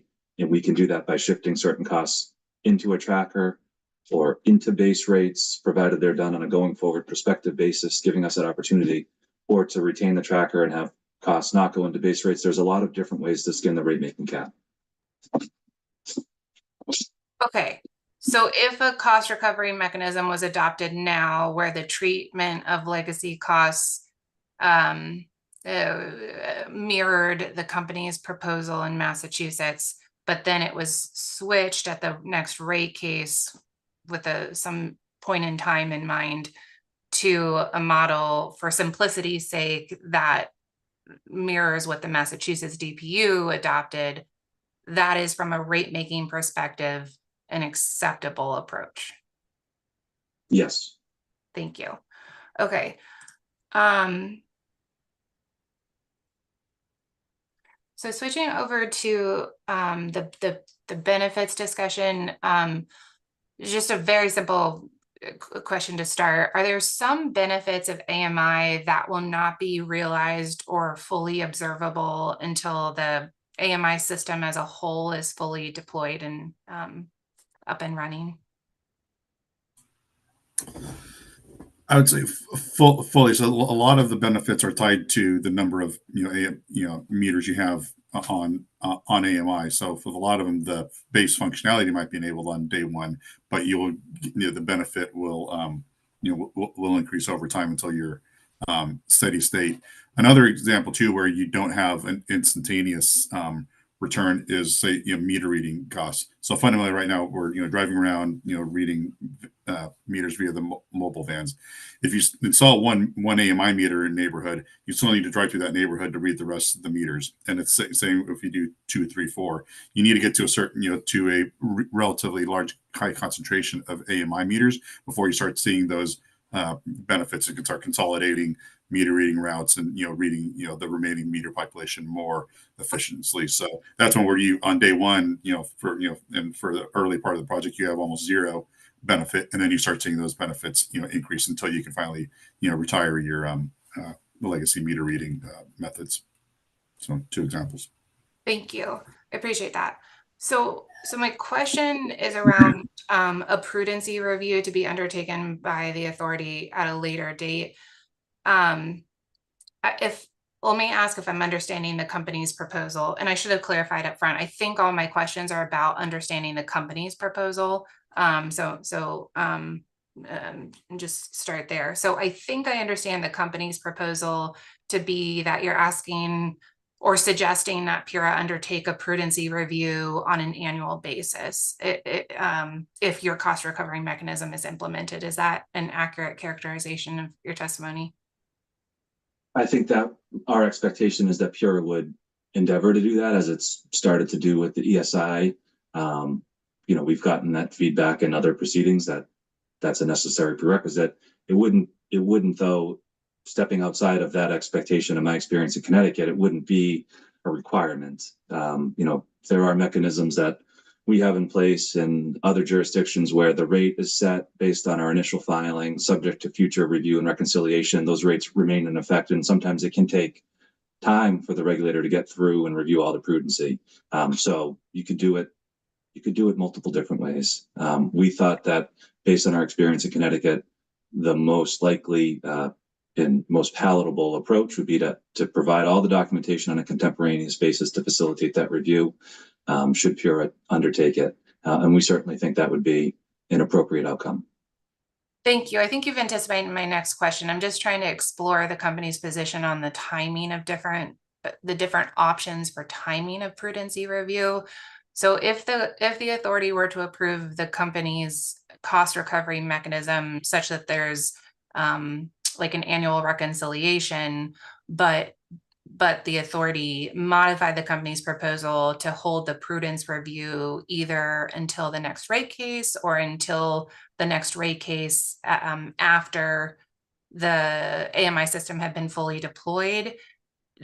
Are those two things from the company's position interlocked? Like, meaning, like, would the timing of our prudency review affect your cost recovery proposal or your position on it? Does that make sense? Okay, I track you now. Yeah, I think that would have a material impact on our ability to move forward. And it gets back to, some of the comments I made earlier. While I could see a scenario where the regulator could undertake prudence review later for an investment of this magnitude, we wouldn't be, and especially given all the things I've mentioned about the negative regulatory environment and investor sentiment, we would not be able to move forward with an investment of this magnitude, putting at stake the dollars in the amount and quantity that we're talking about without assurance and review along the way of prudence. We just couldn't put at risk for future determination and after the fact review, especially given our concerns that we've raised on the attempt to revise the used and useful and prudent standard in this proceeding. It's just too much risk for us to be able to move forward with. That's given where we are today. Can you expound on that from a rate making perspective? So I think what I'm asking is, like, the company, if we were talking about a position where the authority approved a some contemporaneous cost recovery mechanism as proposed by the company, subject to whatever cap, which I have questions about later, and then set the prudence review for the rate case, why are your concerns, can you help me understand your concerns more, given that the cash would be in hand by the company, like subject to a prudence review later, which actually puts the company in a better position than traditional rate making, where you're not getting cash in hand until after the prudency review? Yeah, it's a great question. Certainly having cash in hand is a fundamental element of it, but also is assurance of the standard that will be applied and the way that will be measured along the way. And so the concern that we would have if Pura isn't undertaking the prudence review along the way in small increments on an annual basis is that we would invest hundreds of millions of dollars, nearly $1 billion, that would be then subject to future review for prudence by Pura, based on standards that are shifting and moving and unclear to us. That would just be untenable and unacceptable. And I think, again, that's just the reality that we're in, where perhaps other jurisdictions that could be a reasonable approach. Here, the experience is not one that would be supportive of that type of investment of that magnitude, all held up for future review for prudence. We would have the cash in hand subject to refund to customers at a later point in time if Pura were to decide for whatever reason that the investments were deemed to be imprudent after the fact. And again, that's what's outlined in the straw proposal, which we've raised concerns that it's establishing a standard of recovery based on achievement of benefits, many of which aren't within our control or we don't control. And so that's a significant risk and a significant problem that we have with the proposal. I understand. I see Attorney Pace's hand. I have a clarifying question on the response, but Attorney Pace. Chair, I wanted to ask permission, since Mr. Horton talked about the legal standard, would I have the ability just to articulate what my client's legal concern is on the issue of the legal standard? We can save that for the brief, but I just wanted to see if it's helpful to you. I can articulate it. If not, we can say it in the brief, whatever your preference would be. I'm happy for you to articulate it in the brief. Understand that your client is not a lawyer. I'm not trying to ask a legal question, so I would ask for you to hold that for the brief. Thank you, Chair. Mr. Horton, on your last response, so you referenced you referenced. Excuse me, Chair. Hi. Yes. Could we have a break at some point? Oh gosh, yes. I'm so sorry. I know you said you had a follow-up question. If you want to do this question and then. Absolutely. I think that this is my last question, and so Oh, okay. Great. Thank you. I apologize. Thank you. So, just to clarify, does your response change at all? If I wasn't clear, my question was grounded in an assumption or a hypothetical that the company's proposal was approved, not that pure as straw proposal in any form was approved. So does your answer change with that clarification, given the allusion to that at the end of your answer? Our proposal would encompass annual prudence reviews so that we are able to understand along the way how we're going to be measured, and not only that we have the cash in hand, but that we have a reasonable assurance because Pura has reviewed the projects on a timely basis, the increments as they go into service for prudence, as opposed to building up a large balance that would be subject to future review and potential disallowance. It's not our proposal. Got it. And promise this will be my last question. Just to clarify though, a few questions ago, I did ask, are there certain benefits associated with this that aren't realized or recognizable until the system's more fully deployed? And I'm trying to reconcile that with the request to be performing a prudence review along the way when a system hasn't yet been fully installed. So, I mean, the answer along the way might be negative, where the answer at the end, when you can look at the system in its totality, might be positive. So I'm just trying to understand how to reconcile those two things. Yeah, I mean, I'm not a lawyer, but I think that question is articulating the significant gap in the risk that we see, because prudence is what we know or should have known at the time. And we have presented our evidence as to what the AMI implementation plan will cost and what it will deliver for benefits based on what we know and what we should know today. You're introducing a concept of prudence that's based on the achievement and realization of benefits down the road, subject to an after the fact review with the benefit of hindsight, based on achievement of benefits that are largely out of our control. We cannot move forward with an investment of $855 million in the state of Connecticut with that as the prudence review standard. That is too much risk. We are not going to do that. Okay. All right. Thank you. Let's take a look at our late files here. I've got 9. Let me just add a 10th, and then we'll take a break to consider any redirect. I think the late file that I was hoping for was there was an exchange before I'd mentioned my late file exhibit hearing plan, where we were going to have a hearing where we talked about O&M schedules and adjustments that are affected by AMI. And Mr. Horton mentioned that he had undertaken that analysis in the underlying proceeding. I don't think we've noticed that into this proceeding. So my request would be that we have, as late file exhibit 10, a delineation of the O&M schedules and adjustments that would be affected by AMI implementation, not quantified, just delineation. Happy to take any clarifying questions. I just asked Mr. Horton, is it clear in terms of what the chairman's looking for in late file 10? And do you have any clarifying questions in terms of the scope? I'm so sorry, Chairman. Could you restate? I'm sorry. Sure. In an exchange with Mr. Capozzi, I thought I understood you to have said that you undertook an analysis in the underlying proceeding where you identified the O&M schedules and adjustments that would be affected by the accelerated deployment of AMI.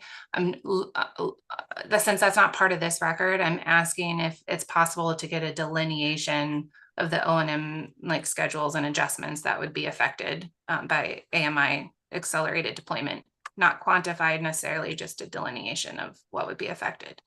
I see. Okay. I think even in the underlying proceeding, I don't recall if or what was produced. So as another way to say your question, basically to confirm in a late filed how we would establish the baseline amounts of recovery for expense and capital. I don't want to twist your answer, or question rather, but is that what you're looking to have us define better? I think so. I'm looking to understand how, like, if we were going to adopt the company's proposal, like as you proposed to the Massachusetts DPU, like how we would perform that test. Got it. Yes, that is clear to me. Okay, so I already wrote down provide a delineation of O&M schedules and adjustments. So if the I know what you mean. I know what you Okay. mean. Yeah, that makes All sense right. to me. Thank you. Attorney Pace, how long do you need to consider redirect? Since we did about 3 hours of cross-examination, could I please have 10 minutes to confer with Mr. Horton and Mr. Pisano for potential redirect? Yes, let's take a 10-minute break and then we will return at 12:22. Thank you very much.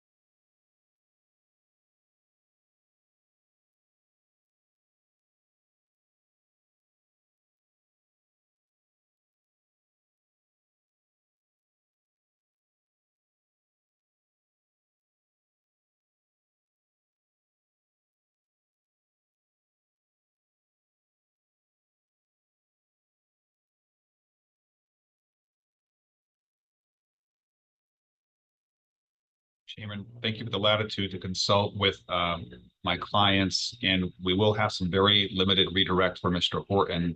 Let me just confirm that he's rejoined.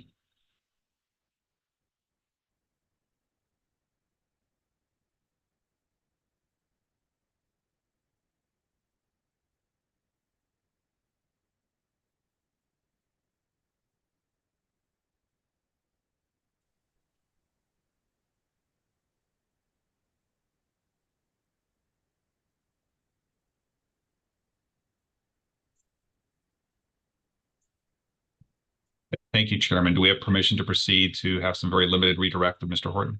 Yes, please. Thank you. Mr. Horton, do you recall earlier this morning you had an exchange with Attorney Wheel where you talked about price to book ratios? Do you recall that conversation? Yes. Just to ground us, Mr. Horton, does the market rely on price to book ratio for an individual indication of whether a utility can be making, large scale investments without any destruction of investor value? No, the price book ratio is a measure of the market value of a stock as compared to the book value of the stock, which is influenced by accounting impacts. It's not a measure used to evaluate stocks or stock performance. Okay, and again, just to provide context to that exchange, do you happen to know what the average price to book ratio for the peer utility group that was referenced would be as compared to Eversource? Yes, we analyzed that as the questions were coming, and the peer utility group is 1.9 as a price to book ratio as compared to Eversource, which is 1.44. Okay. So if the market doesn't rely on price to book ratios to value utility stocks, then what is it relying upon?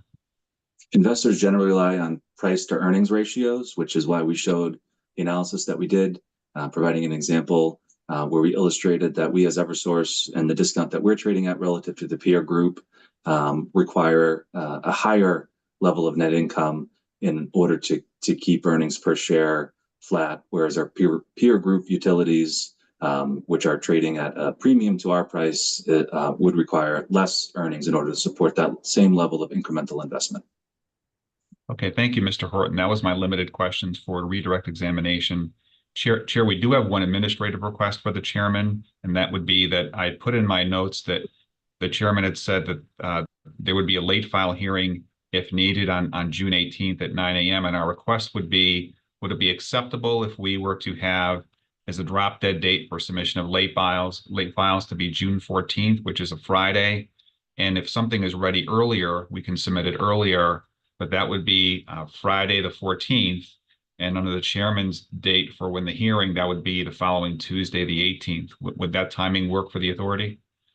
Would it be, how about a counter of noon on the 14th? If it gets in later, we have a hard time accessing it on our side before the weekend.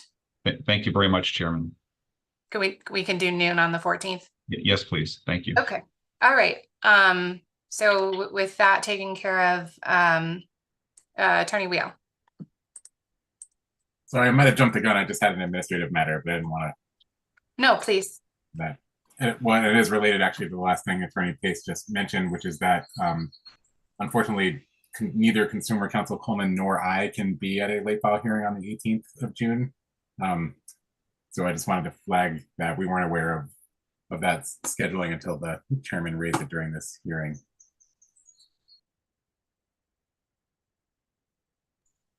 We could do the 21st, but obviously I'm aware that the chairman can't, that the authority's overall schedule is very complex and takes time to work out. Yeah, I'm sorry, we're fully booked on the 21st. We're fully booked all the way until like July 11th. Okay, let me.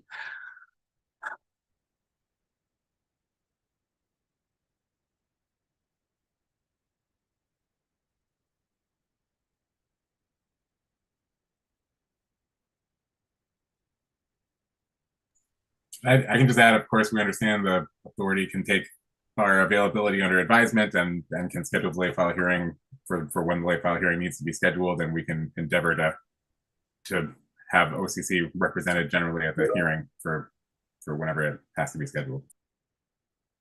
I appreciate that.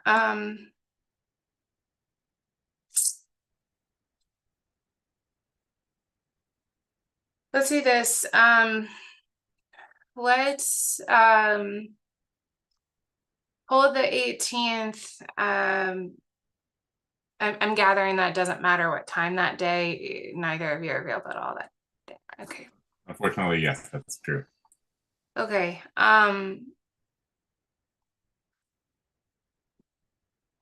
Does the OCC know, are you anticipating asking for a late file hearing regardless of the what's filed because you didn't get to all of your questions today?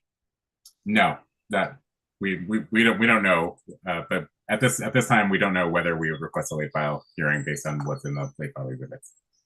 Okay, let's do this. So we're gonna update the schedule for a late file exhibit hearing on the 18th at 9 a.m. If the OCC could file a correspondence on the 17th advising whether it would be requesting the late file hearing or not. And we will do our best in the interim to see if there's anything else that would not drastically affect the schedule here. I think we do have some time to play with, but I'm clicking through my calendar and thinking that I could, my only other day is like I said, July 11th. So let me see what I can shake loose, but maybe the problem will solve itself if nobody needs a late file hearing. Thank you. Yes, we can file correspondence as soon as we can, and after reviewing the late files, and we'll understand that the sooner the better for everybody. So okay. All right, thank you. Well then, let's move forward that way, and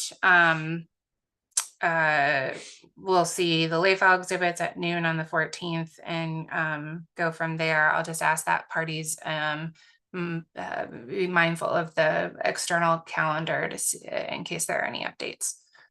Okay. All right, thank you very much. Anything further before we adjourn? Okay. All right, with that, I'll thank everybody for your participation today, and we are adjourned. Thank you. Excuse me, everybody. I just need transcript orders on the record for my agency, please. I'd like to please proceed to place the order on behalf of Eversource, and I can submit that through an email format.